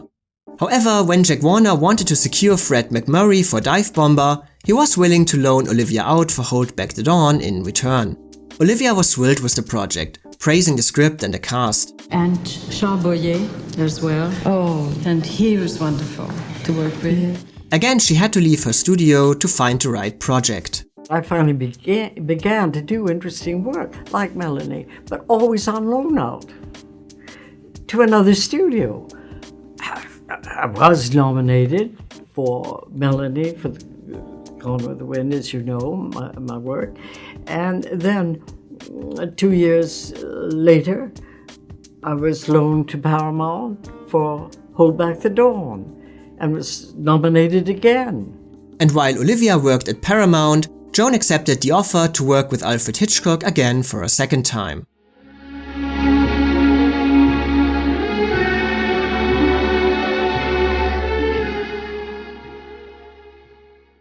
Suspicion was based on the 1932 crime novel Before the Fact and told the story of Lena Aysgard, a woman who fears that her husband plans to kill her. The novel focuses on the inner mind of Lena as she learns of her husband's crimes and finally accepts to be killed by him, going so far to make sure he wouldn't be caught for the murder. The movie instead leaves it open if Johnny is truly a criminal, leaving Lena in the dark until the end and focusing on her suspicions and fears instead. The novel Before the Fact by Francis Iles, which is the basis for Suspicion, had interested Hitchcock for some time and also RKO. They bought it in 1935. The film ended up being made by Hitchcock in 1941. It was an experimental novel in that it was told by the murder victim. And the murder victim, Lena, actually becomes an accessory before the fact to her own murder, which is what ends the book. Suspicion is clearly second-rate Hitchcock, especially following his classic Rebecca. However, Joan was again given a part that allowed her to act as the audience's reference point, and to display the same emotions that had made her famous 1 year earlier. And Hitchcock was also again satisfied with her work, later commending her frailness and delicacy that actresses like Ingrid Bergman or Grace Kelly missed. Tell me everything you saw, and what you think it means. Today, Suspicion is most famous for the controversy surrounding its ending. Apparently, Cary Grant's character was initially supposed to actually be a murderer, but the studio, fearing for his image, insisted to change this outcome. However, there are other stories as well, one saying that Hitchcock had actually planned to make Johnny innocent all along, as he considered this a bigger twist. When adopting from another medium, do you make large changes in the original medium, and how do you ever consciously kind of put in Hitchcock themes or touches to the original work? I read the book twice, perhaps, and never look at it again, and start from scratch. Because if you look at a book and you try to translate it, it's very hard to do. Good literature does not make good pictures. And again, other stories say that it was not the studio that demanded the new ending, but that test audiences didn't react well to Cary Grant playing a murderer, and so it was changed after their negative feedback. Which story is right cannot be fully said, but the final movie left almost everyone involved with it unsatisfied, including Joan Fontaine, who said that Suspicion was now about nothing. We made the ending, and he was a bad guy. Now, I know this because I wrote a friend who finally sent me the letter from 1940 or whatever it was. And I said, this picture cost $1 million. In those days, that was astronomical. And then I said, but we have to go back for retakes. That the story was that the audience at previews wouldn't accept him as a villain. I don't know the truth of that, but that was why we remade it. And it's not very logical, is it? He, all the way, including the milk, the whole thing, he is, well, he was a bounder and a cad, and he sold the furniture and did terrible things. So how he could turn out to be a nice guy at the end, I don't know. Joan did also not enjoy the making of the movie, later citing Hitchcock's constant bad mood and her distant co-star, who was not happy with the fact that Hitchcock focused most of his attention on his leading lady. That film had two endings, a happy one and a sad one, where he really was a killer. And they took it out to preview it, and the audience didn't like Cary Grant as a villain. Both Joan and Olivia were physically exhausted after completing the movies.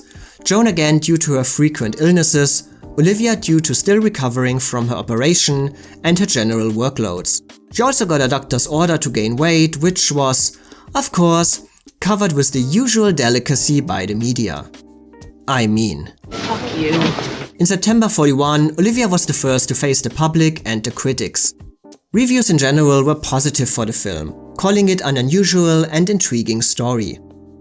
Bosley Crowther described Olivia as the film's chief support and called her excellent, while other critics stated that the role should bring her even more plaudits than Gone with the Wind, that she had never been more expressive, and that she brought a warmth to her work that might bring her an Academy Award.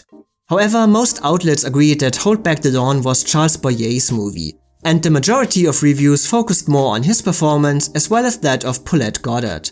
Some outlets even voiced that Paulette overshadowed Olivia and that she pushed the sweetness of her character a bit too far. Honey, I just didn't picture you looking like that. You know, when one hears about a school teacher. Still, it's clear that Olivia had a big hit, both financially and critically. I don't think you specifically say this is an Oscar. I think as an actress you would say this is a wonderful role, or this is it could well-developed even maybe be nominated. In other words, you don't want to jinx it. I mean, it's that you say, oh gosh, this is wonderful. It's so marvelous, and you relate to that part, and you think, well, it could even, you know. Yeah. But it isn't the first thing you think of. No. A few months later, it was Joan's turn. Like the year before, Joan was again praised for her work under Hitchcock's direction. Reviewers stated that she surpassed her work in Rebecca and that she had achieved a high peak of artistry. She was furthermore complimented for expressing heart-stopping fear without moving a muscle, that her performance sparkled with conviction, a study in devotion menaced by fear, and that the success of the picture rested entirely on her. If Rebecca had seen her arrival as a major screen actress, suspicion had confirmed it. Suppose you tell me why. Many critics, however, were quick to dismiss suspicion itself. References to Rebecca were inevitable, and the new production could only pale in comparison. Many reviewers calling it not a great picture, and specifically criticizing the ending and, if recommending it at all, mostly for Joan Fontaine's performance. From that moment on, my life was filled with fear. Not of Johnny, I loved him too much to really be afraid. But the fear of not knowing, the agony of waiting, of wondering how it would happen, of waking in the middle of the night, shaking with terror, and finding myself praying that whatever it was, it would be done quickly and with mercy. These are the facts, the evidence before the crime. I wanted you to know, in case I met a violent end. But there were positive notes as well, which called Suspicion superb, filled with stalking terror and inescapable suspense. A prestige picture, cut and polished by craftsmen who are masters in their individual fields. Cary Grant is suspected of being a murderer, and there's a very high shot of a hallway, and he's bringing her what you, the audience, know to be the fatal glass of milk. And he brings it all the way up, and it comes round the circular staircase until it comes right into the camera. Well, so that that glass of milk stood out very clearly, I put a little lamp inside the milk. A little light bulb? Yes, with a little battery. So the milk glowed all the way up. Hitchcock was the first to bring to the screen and to the cameraman and to the actors, since he had been a set designer, he would draw the effect he wanted. So you would get a marvelous vision of how he wanted his black and white effects. The main reason why Joan and Olivia faced each other at the Academy Awards that year were actually the New York film critics. RKO was initially not in a hurry to qualify Suspicion for the 1941 Oscars and only rushed it into theaters in Los Angeles at the last minute at the beginning of 1942 after Joan Fontaine won Best Actress at the East Coast. I think I'll take the shortcut. The New York voting also already gave an indication of what was ahead. On the third ballot, the race narrowed down to Joan and Olivia with 6 votes each, and only on the 6th ballot did Joan finally win with 12 to 3 votes in the end. Decades later, Olivia said in an interview that she lost the Oscar to Joan by 1 vote. But there was obviously no way that she could know this, so maybe she was referring to the voting in New York. Or, as with many other things about their relationship, fact and fiction just got mixed up. And so, Olivia and Joan saw themselves nominated at the Oscars together. For Olivia, the acclaim was especially satisfying as she felt that it confirmed her status as a leading lady in Hollywood. Because a lot of people like Melanie, a lot of people preferred Melanie to Scarlett. So he had to find a means of protecting Scarlett. The success of that film depended on it. So he decided he must have got Jack Warner's permission to do this, to list me not as a star, which I was, but as a supporting actress. I never said a word when that happened, but of course it was a crushing blow. I never said a word. But of course the press only focused on one thing: the competition between the 2 sisters, the younger sister catching up with the fame of the older sister. This was the major topic in all news outlets. But who would actually be the winner was a different matter. Third Avenue girl in the Major League at last. Oh, wait till they find out those other dolls in the show. Watch me break their crockery with this. Going into the ceremony, it seems that there was only one sure thing: Gary Cooper for Best Actor for Sergeant York. Like Joan Fontaine, he had also won the New York Film Critics Award, only he won it on the first round with 14 out of 18 votes, and everyone agreed that handing him the Oscar statuette was only a formality. Gary's performance in Sergeant York was such a sensation that year, it was even referenced in one of his other movies. I saw me a picture last week. By the way, Gary could win this Oscar because he was loaned out for the part in Sergeant York by Warner Brothers in return for Bette being loaned out for The Little Foxes. It's a small world. However, Best Actress was anybody's guess and predictions were all over the place. Oh, it's all too far away. Some articles questioned why Joan Fontaine should be showered with awards in New York and now maybe also in LA, when it was such a great year for female performances, and complained that her role wasn't really of Oscar caliber. Johnny, I don't understand. What made you do all this? Oh, now, David, don't be angry. But others felt that she deserved it for her ability to make a million spines creep, and that, even if she was a relative newcomer, her portrayal would have done credit to an actress of 30 years standing. Bette Davis had a great share of admirers who said that The Little Foxes offered the only combination of a perfectly written and acted role in this lineup, and that by sheer merit alone, she would deserve to win again. Gossip columnist Hedda Hopper and the previous year's winner Ginger Rogers publicly voiced their support for Barbara Stanwyck. Hiya, Foxy, come on, hook on! A stars-turned-critics poll, conducted by various newspapers among 700 Hollywood actors, gave the Best Actress choice to Bette Davis over runner-up Joan Fontaine, while Barbara Stanwyck, surprisingly, failed to make the shortlist. However, the names of Barbara, Joan and Bette were mentioned the most as the Oscar favorite, but Greer and Olivia had their own fans as well, and essentially, the race was considered open for every contender and remained a nail-biter till the moment the envelope was opened. I feel that to pick one performance out of 5 completely different assignments is arbitrary and just not fair. You can't grade apples and oranges and hard-boiled eggs, the same way.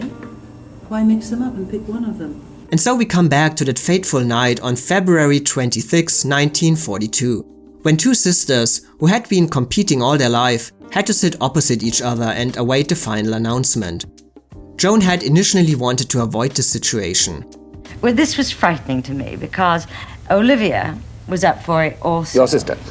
And I never expected to get it. Had I not got it for Rebecca, I thought it's silly to think of it for Suspicion because they weren't comparable to me. And I was making a picture called The Constant Nymph. And Olivia called me that day, as did the head of the Screen Actors Guild, Jean Herschelt, and said, "You are coming?" I said, "No, I can't. I've got to get up at 5 in the morning. I'm going to be on the set until 6:30 tonight. I couldn't begin. I haven't any clothes to wear or anything else." So Olivia, and we were supposed to be enemies at this time, which is so ridiculous, brought a seamstress over and several lovely gowns that she had purchased for me, tried them on the set, and did all that. It was so sweet and so wonderful of her. Joan would later say, "I was appalled that I had won over my sister." And this might even be true. She was very honest in her recognition of the fact that Olivia had always been much more dedicated than her when it came to acting, much more disciplined and ambitious, and so it felt wrong to win the award when she had so far achieved rather little compared to her. I don't belong in your sort of world, for one thing. So, how did she win? And even more than that, how did she become the only performer ever to win an Oscar for a Hitchcock movie?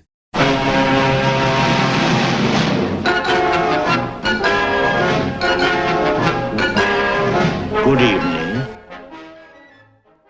The relationship between Hitchcock and the Academy is famously infamous.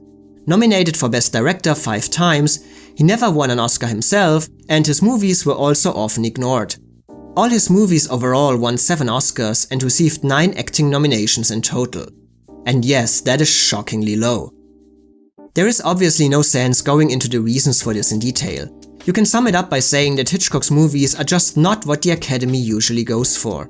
A mix of comedy and suspense, dark sexual undertones and murder are just not what Oscar voters wanted to see during his peak in Hollywood, instead embracing more wholesome or prestige or message-driven productions.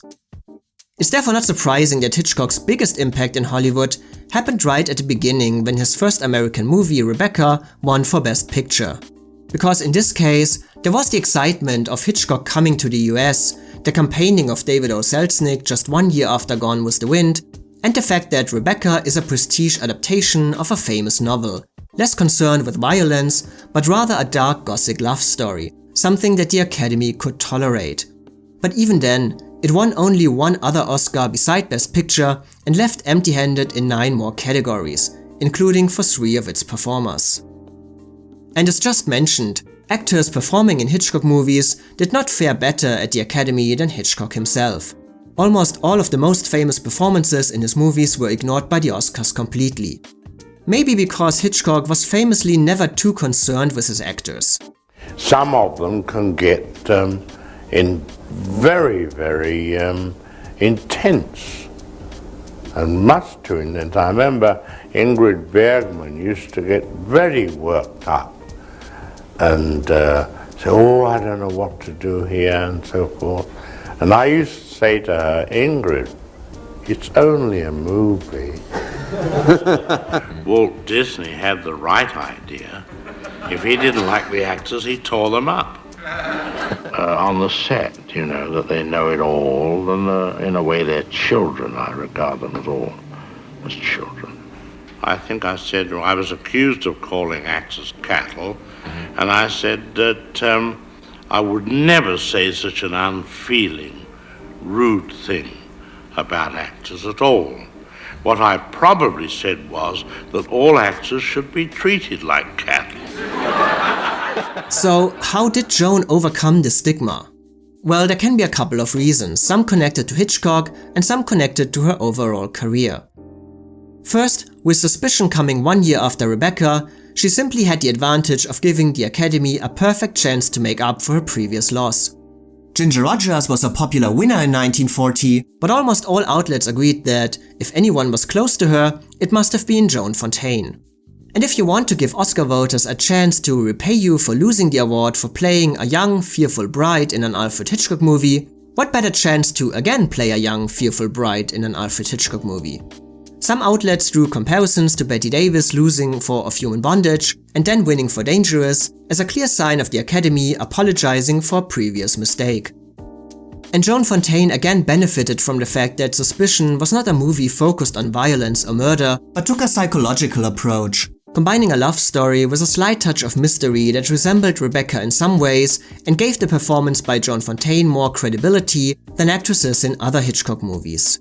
And she did have Oscar-worthy reviews and the award from the New York Film Critics in her pocket. But of course New York was a bit more generous to Hitchcock, as it awarded him Best Director for The Lady Vanishes and gave its Best Actress award to another Hitchcock performer a couple of years later.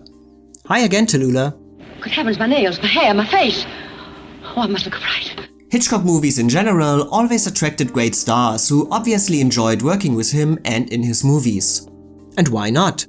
Financial success was almost always guaranteed, and not every part has to be an Oscar winner. And yes, the Academy preferred these stars in more traditional roles. Why nominate Grace Kelly for Rear Window when she also does The Country Girl? Why acknowledge James Stewart in Vertigo when you have Anatomy of a Murder? Why take notice of Ingrid Bergman in Notorious when she does The Bells of St. Mary's? Yes, I know most of these movies did not come out in the same years, but I think you get my point. Hitchcock was seen as popular entertainment and not the kind of prestige that the Academy traditionally feels drawn to. That's also why Cary Grant was maybe acknowledged by the Academy in 1941 for his change of image, but not for Suspicion, but for the tearjerker Penny Serenade. But there were some cases where now you could have gotten actors that wouldn't do it then. Was it Gary Cooper that you wanted for a part? And scary films were considered sort of third-rate in those days when you first started. I think it was Gary Cooper you wanted for one part. Yes, I wanted for Foreign Correspondent, yes. And later he said, I wish I had made that, but it was sort of beneath the dignity of certain big stars. I don't think they could visualize what the film was going to be like, you see. But the case for Joan Fontaine was different. For Joan Fontaine, Hitchcock was prestige. Her only two notable roles so far had been directed by him. There was no alternative. She had risen from the obscurity of insignificant supporting roles to the first rank of leading ladies in Hollywood with him, because of him. So honoring her for a performance under his direction had a different tonality than it would have had, for example, for Teresa Wright for Shadow of a Doubt, as she had attracted Academy attention for more traditional parts already. There'll be time enough for tears. There'll be a lifetime for tears. Most performers who worked with Hitchcock were stars who worked with him. Joan was a star because of him. After the awards, she said, "If it had not been for Hitch, I might still be waiting for my big chance." By the time I was 21, when I made Rebecca, I was a has-been. I'd had a career and people said she won't be able to go on. She has no talent at all. So I'm very grateful to Hitchcock. And the final decisive factor in her favor might have been the nature of the role. The Academy would again hand out an Oscar for a woman fearful of her husband to an actress a few years later, but in 1941, this kind of role was new and certainly something different among the usual kind of noble heroines, Bette Davis' usual villains, and comedy, which for the Academy is almost as bad as Hitchcock, and which most likely sank Barbara Stanwyck's chances in the end. Crabapple Annie. Olivia's own explanation was that Joan had the advantage that her movie was freshest in the mind of Oscar voters, later saying, by the time they saw Suspicion, they had almost forgotten about Hold Back the Dawn. Get out. Please. Please. So, after discussing how both sisters ended up on this memorable night, and why the race ended up the way it did, let's take a closer look at the performances that actually brought them to this moment. Looking at Olivia's performance and character, it is surprising that she considered Hold Back the Dawn a change from the undemanding and unsatisfying parts that she used to get at Warner's. Don't get me wrong, her Emmy is certainly a step up from the young ingenues who had nothing to do, like in Anthony Adverse, but it is still a very two-dimensional, secondary role that never gives any insight into Emmy's thoughts and feelings, but only shows her as a character completely influenced and manipulated by Charles Boyer's Georges. I hope that they get that call through right away. You should see Mr. McAdams, the principal. He always bites his fingernails, and I'm afraid he's chewed them right down to the knuckles by now. No, thank you, I don't smoke. School board doesn't approve. Tell you the truth, I don't like them much. On the plus side, I have to mention that few other actresses during that time could portray such a pure and believable innocence like Olivia de Havilland. The fact that Hold Back the Dawn is working at all is entirely due to her performance. The premise of the story, George pursuing Emmy and within a couple of hours getting her to marry him so he can get into the US, must have seemed unbelievable already in 1941. But Olivia de Havilland knows how to sell this. She can express something so earnest in her naivety, so believable in her feelings during her quiet close-ups, that you just accept that she could love this man she just met a short while ago and that she could feel so devoted to him. You needn't be afraid, Miss Barr.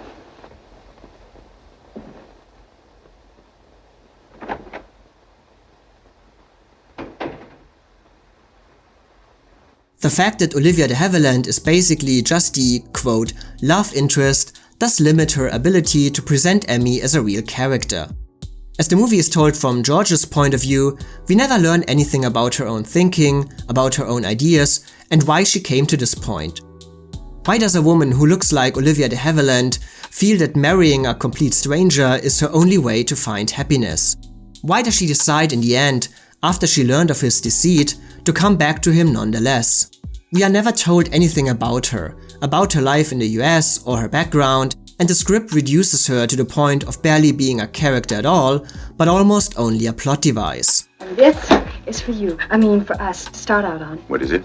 I saved it up for a postgraduate course, Teachers College for high school work. I won't have time to take a course now. I don't want any money from you, Amy. Oh, George, please. No, It's ours.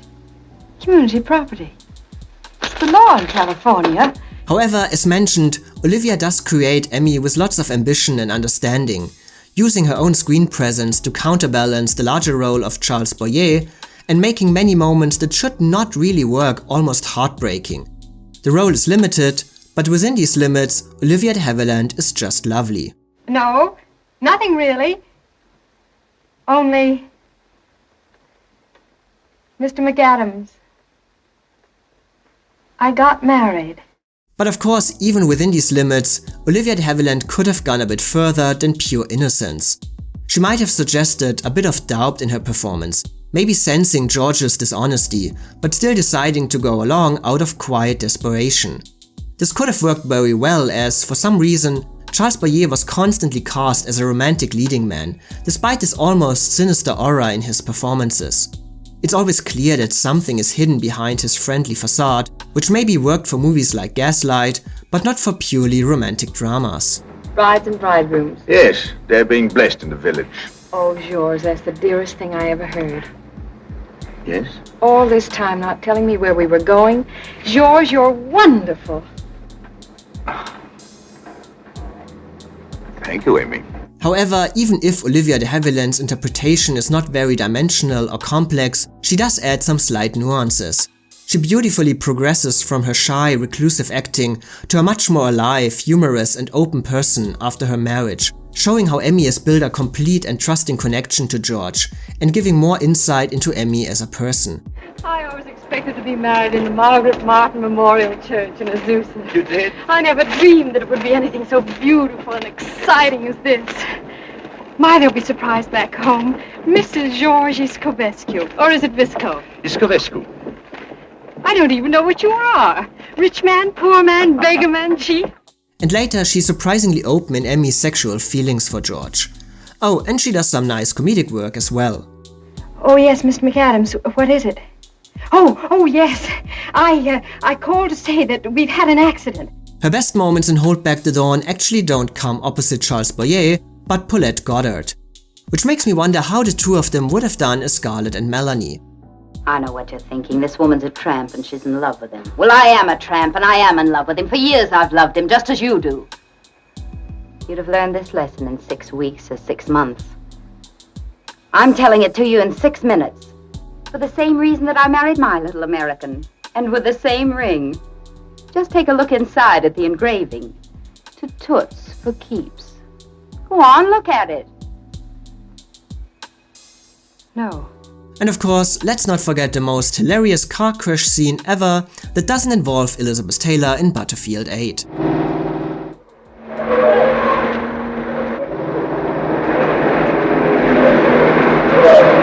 So essentially, yes, this is a nothing role and an Oscar nomination is very generous, but not undeserved. Olivia de Havilland is not given much time to establish Emmy as a character or given any scenes that truly show her development. But without a doubt, she gets a lot out of the part while always staying in line with the romantic style of Hold Back the Dawn. Paulette Goddard might be the most memorable performer in the movie, but Olivia de Havilland gives it both its heart and intelligence.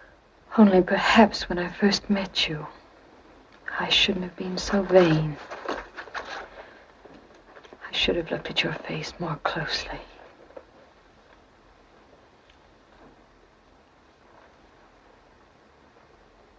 Goodbye.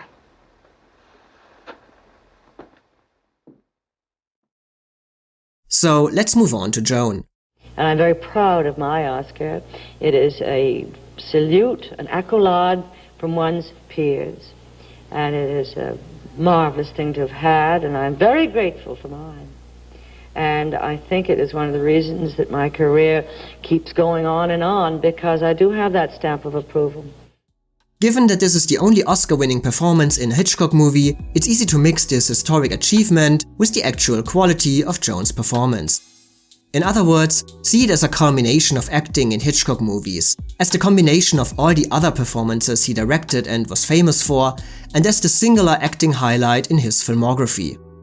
Well, to make matters short, no, it's not. Not even close.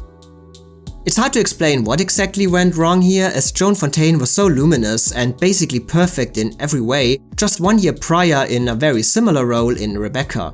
But while her naivety was engaging and her struggle full of tension, everything in Suspicion almost falls completely apart right from the beginning, both in Joan's work as well as the movie itself.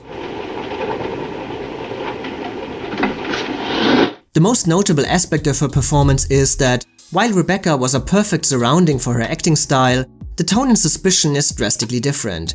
The movie is an uneven mix of romance, suspense and comedy, and none of these styles work well on their own or together. The problem for Joan Fontaine, however, is that her performance works in total contradiction to these styles, and she obviously takes the whole project much more seriously than her co-stars or even Hitchcock himself ever do. But while the mix of genres doesn't work, it is part of the movie, and Cary Grant clearly takes advantage of this. £200 at 10 to 1, well, that's 2,000 quid. Oh, Biggie, that's amazing. What have been? Well, the way you worked that out so quickly. What have been? Well, you know, a little sum, mathematics. Oh, you pulled my leg off it. Joan Fontaine, however, completely rests on one emotion during the filming. One of slight concern with a raised eyebrow. This makes her out of sync with everything going on around her, often having to put on a serious face when obvious nonsense is happening with the other characters. Johnny's friends are always welcome, as long as they remain Johnny's friends.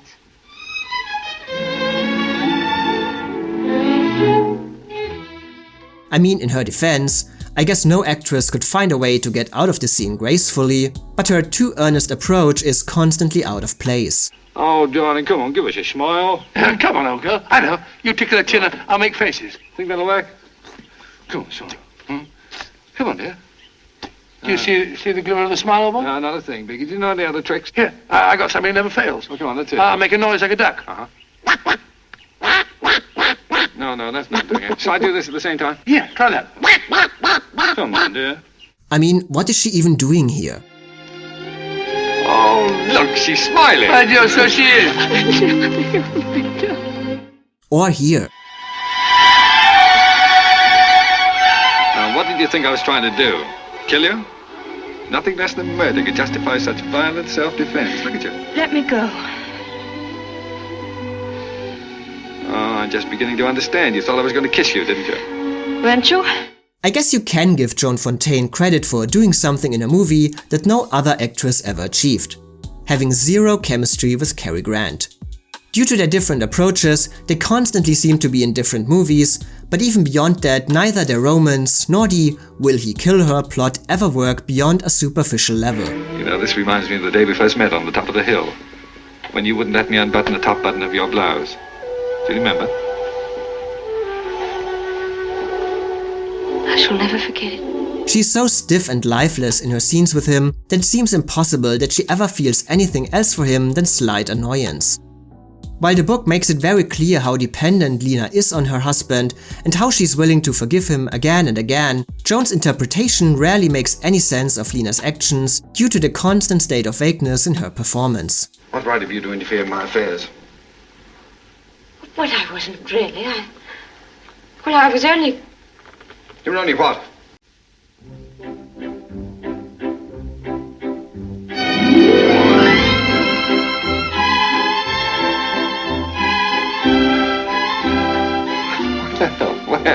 What's all this? I've only been away a few hours. Seems like 1,000 years. And even if you want to applaud Joan Fontaine for bringing a more serious tone to the movie, her performance itself is unfortunately just as out of place as its tonality. She is shockingly artificial in almost every moment, from small reactions to saying goodbye to her parents, to fainting into perfect positions, to thinking that someone is dying. Nothing in her work ever feels natural, not even lying in bed or simply sitting in a train wagon. Thank you very much. There we are. 5 and tuppence halfpenny and 3 halfpence, 5 and fourpence. Oh, didn't he ever tell you about me? Beaky? Oh, you're Beaky! That's what they used to call me at school. Is whatever it is painful? And I don't even want to give credit to Joan Fontaine for the tension of the later scenes, because her acting constantly stays on the same note. The only thing that actually changes is suspicion itself. From a more sunny, cheerful tone in the beginning to a darker tone with more suspenseful music later on. And Naples and Capri and Monte Carlo and Nice.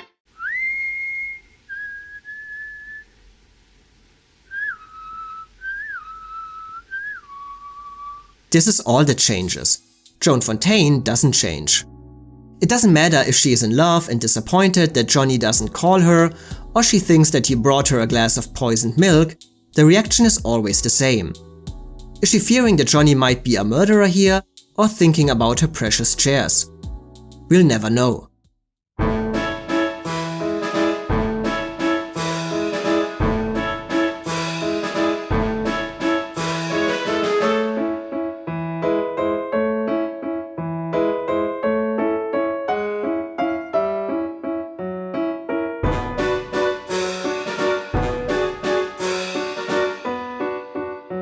I mean, to be fair, she also does have some good moments. When the camera only focuses on her and allows her to create simpler scenes without any greater meaning, she can be quite captivating. Such as talking to Beaky about an investment deal, learning that her husband was betting at the races again, telling her parents that she actually did not go to church, or moving into a new house and slowly realizing that she actually doesn't know the man she married. Oh, I know you didn't marry me for my money. You could have done much better elsewhere. But my income will never pay for all this. Never. Well, what about your father? Couldn't possibly ask my father. Why, even my mother. You saw how restrained she was when she met us at the station. Anyway, you wouldn't actually want to live on your wife's allowance, would you? A later moment when she is listening to her husband lying to the police, wondering if he had killed his best friend, is probably her strongest moment, as it represents the best connection between performance and movie and truly brings the wanted tension to life. The actor, I believe, should do more than stage acting. That's only part of his job. He must know his character, he can feel it, immerse himself in it. His face and the use of his face visually is very important, because he is going to look, we are going to cut to what he sees, and we're going to cut back to how he reacts. His face is very important. However, this is an overall shockingly empty and sometimes downright inadequate performance. Joan Fontaine glides through suspicion like a sleepwalker, barely reacting to anything, acting in the most artificial and constantly same way, and only occasionally giving some glimpse of a real human being. Which truly makes it a shame that, out of all the work that Hitchcock directed, the Oscar was given to the one he apparently couldn't have cared less about. Oh, if I'd only understood. Oh, Johnny. But it'll be different now. We'll make it different.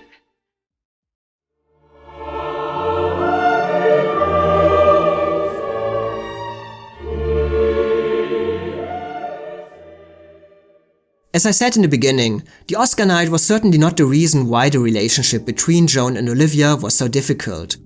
Olivia surely felt humiliated after being overtaken by her little sister, whom she had not taken seriously for so long, but I suppose her unhappiness with her roles compared to Joan, who worked less frequently at the time but in much more fulfilling productions, was certainly a stronger blow for her.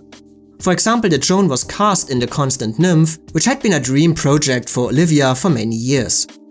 But of course the public and the columnists always saw this Oscar night as the most dramatic moment in their relationship, and also after the show continued to report about how it affected their feelings towards one another. Now, when you got the Academy Award for Suspicion, did you feel in any way that was maybe sentiment for the fact that you didn't win it the year before for Rebecca? Because I read where Hitchcock said that Suspicion was one of his weaker pictures, not the acting, but the script. And I always wondered if maybe that was sentiment that Ginger Rogers got it that year for Kitty Foyle. And I'm glad she did. Now that sounds gratuitous, but she had worked so hard and she proved she could do it on her own. Right. And I think part of the reason we do vote for the Academy, Yes. people have ulterior reasons. If, as many an actor said, we all were in the same role, then we could find out the best actress or actor. There's still other reasons that you give a vote to somebody. Could be sometimes for losing out the year before they give somebody the Yes, and I think that if somebody's had a great tragedy, now let's take Ingrid Bergman, that was a welcome back in a sense when she got it. Not that she didn't deserve it, Right. but it was an accolade to her Right. by her peers, which is what it's supposed to be too. A 1942 article in Life magazine called Sister Act gave a detailed look into their difficult relationship, which they so far had tried to hide from the public. Both Olivia and Joan could pretend that their fights were the usual disagreements between sisters, but columnists and the public began to recognize that their feelings of dislike for each other went deeper than that.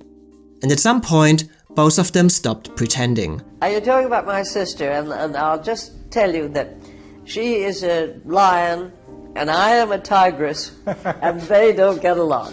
The most damaging moment in their relationship probably came when Joan said of Olivia's new husband Marcus Goodrich, "All I know about him is that he's had 4 wives and written 1 book.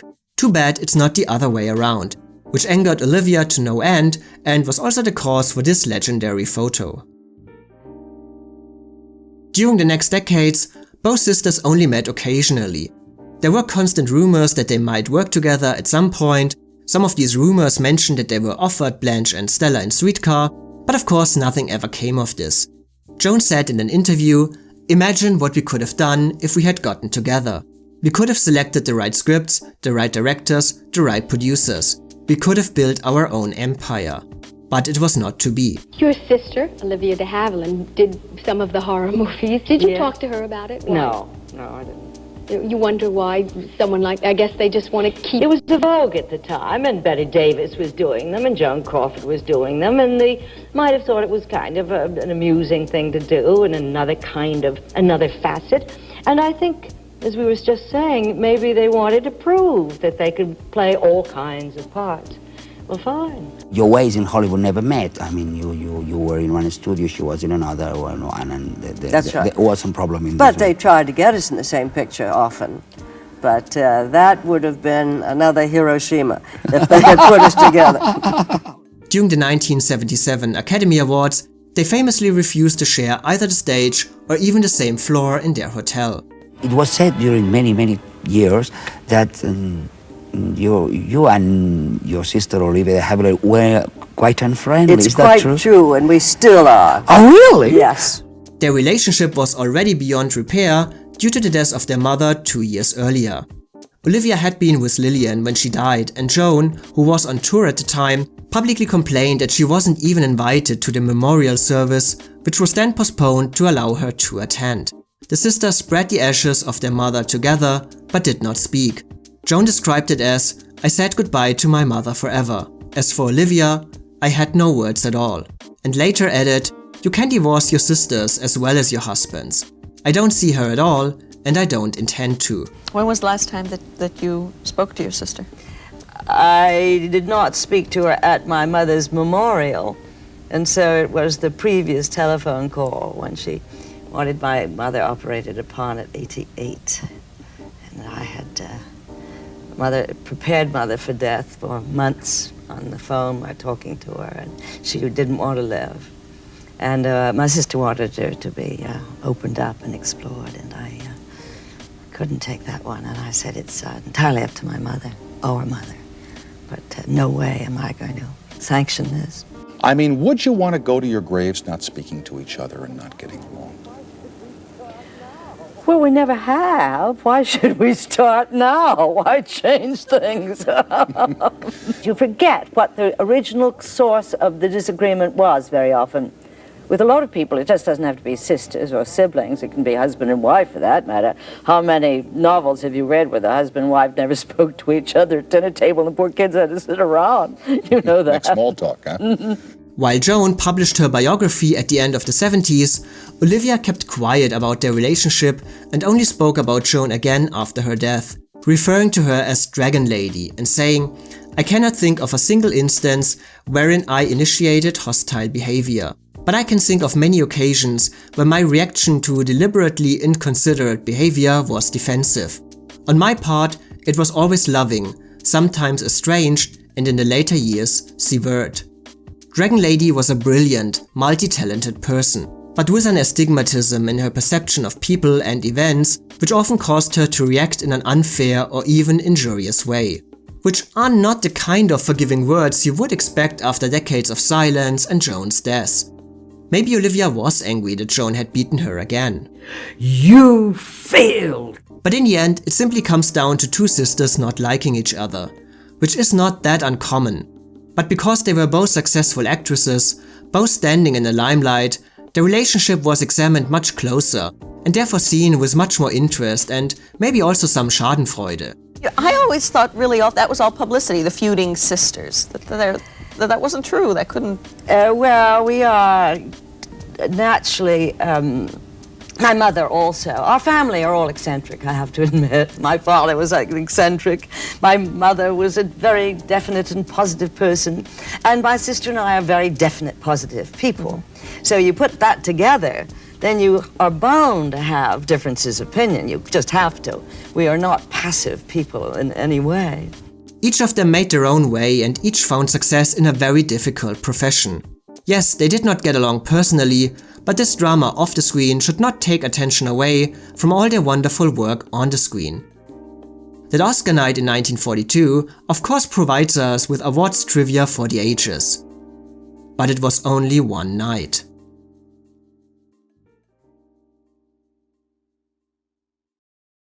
So here's my ranking of the nominees. They had a telegram from Paris, and it seems there was an Englishman that made a little bet. Yes, I know. The whole story was in the late edition. What else? The inspector wants you to phone them. They thought perhaps you could help identify this Englishman. Don't you see, I'm able to get children into homes. Real homes. To interest people in adopting babies whom I never have thought of it. The city's had very few complaints, Mrs. Gladney, over our treatment of orphans. Oh, I wish you'd stop calling them orphans. What do you call them, Mrs. Gladney? They're children. Our children. When they learned that I had married a foreigner, there was only one person who said anything nasty about you. And that was Mrs. Bigelow, who runs Ye Old Pilgrim Tea Shopping. She said, I suppose he's just one of those foreigners coming with empty hands to grab from America everything he can.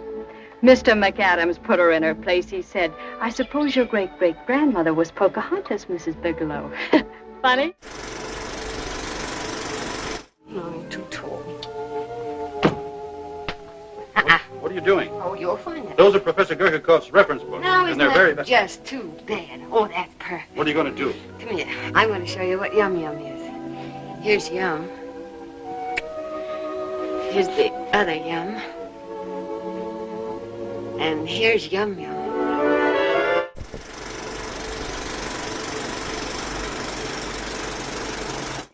The lies and excuses I used to make to you, and you believed them. That was when I began to despise you. Why didn't you leave me? Where was I to go? What money did I have? Didn't think about it much. If I had, I'd have known you died before I did. But I couldn't have guessed you'd get heart trouble so early, so bad. With all the drama surrounding the competition between Olivia and Joan, it's easy to overlook the actual performances as well as the work of their co-nominees, who all actually deliver superior or at least equal performances. The ranking of Greer and Olivia could go either way, and I only decided to give Olivia number 3 as I felt she did a little bit more with less material, but Greer could have been number 3 just as well. Joan, I am sorry to say, is for me one of the weakest winners ever in this category, and while I have explained why she won that night, I still cannot wrap my head around it. If ever there was a "Go girl, give us nothing" winner in this category, it's her. Which pains me to say as I love her in general, and I'm happy that she has an Oscar, but only Bette and Barbara really delivered Oscar-worthy work here. In my own personal world, I can give Bette the win here as I think she's clearly the best. But had I been an Academy member in 1941, I would have said, Bette already has enough Oscars at home, and voted for Barbara Stanwyck, whose comedic work is top-notch and who undoubtedly deserved to be an Oscar winner. And in this lineup, it would have been the perfect opportunity. Thank you for watching. If you have any comments on the video or the nominated performances, please let me know below or on Twitter.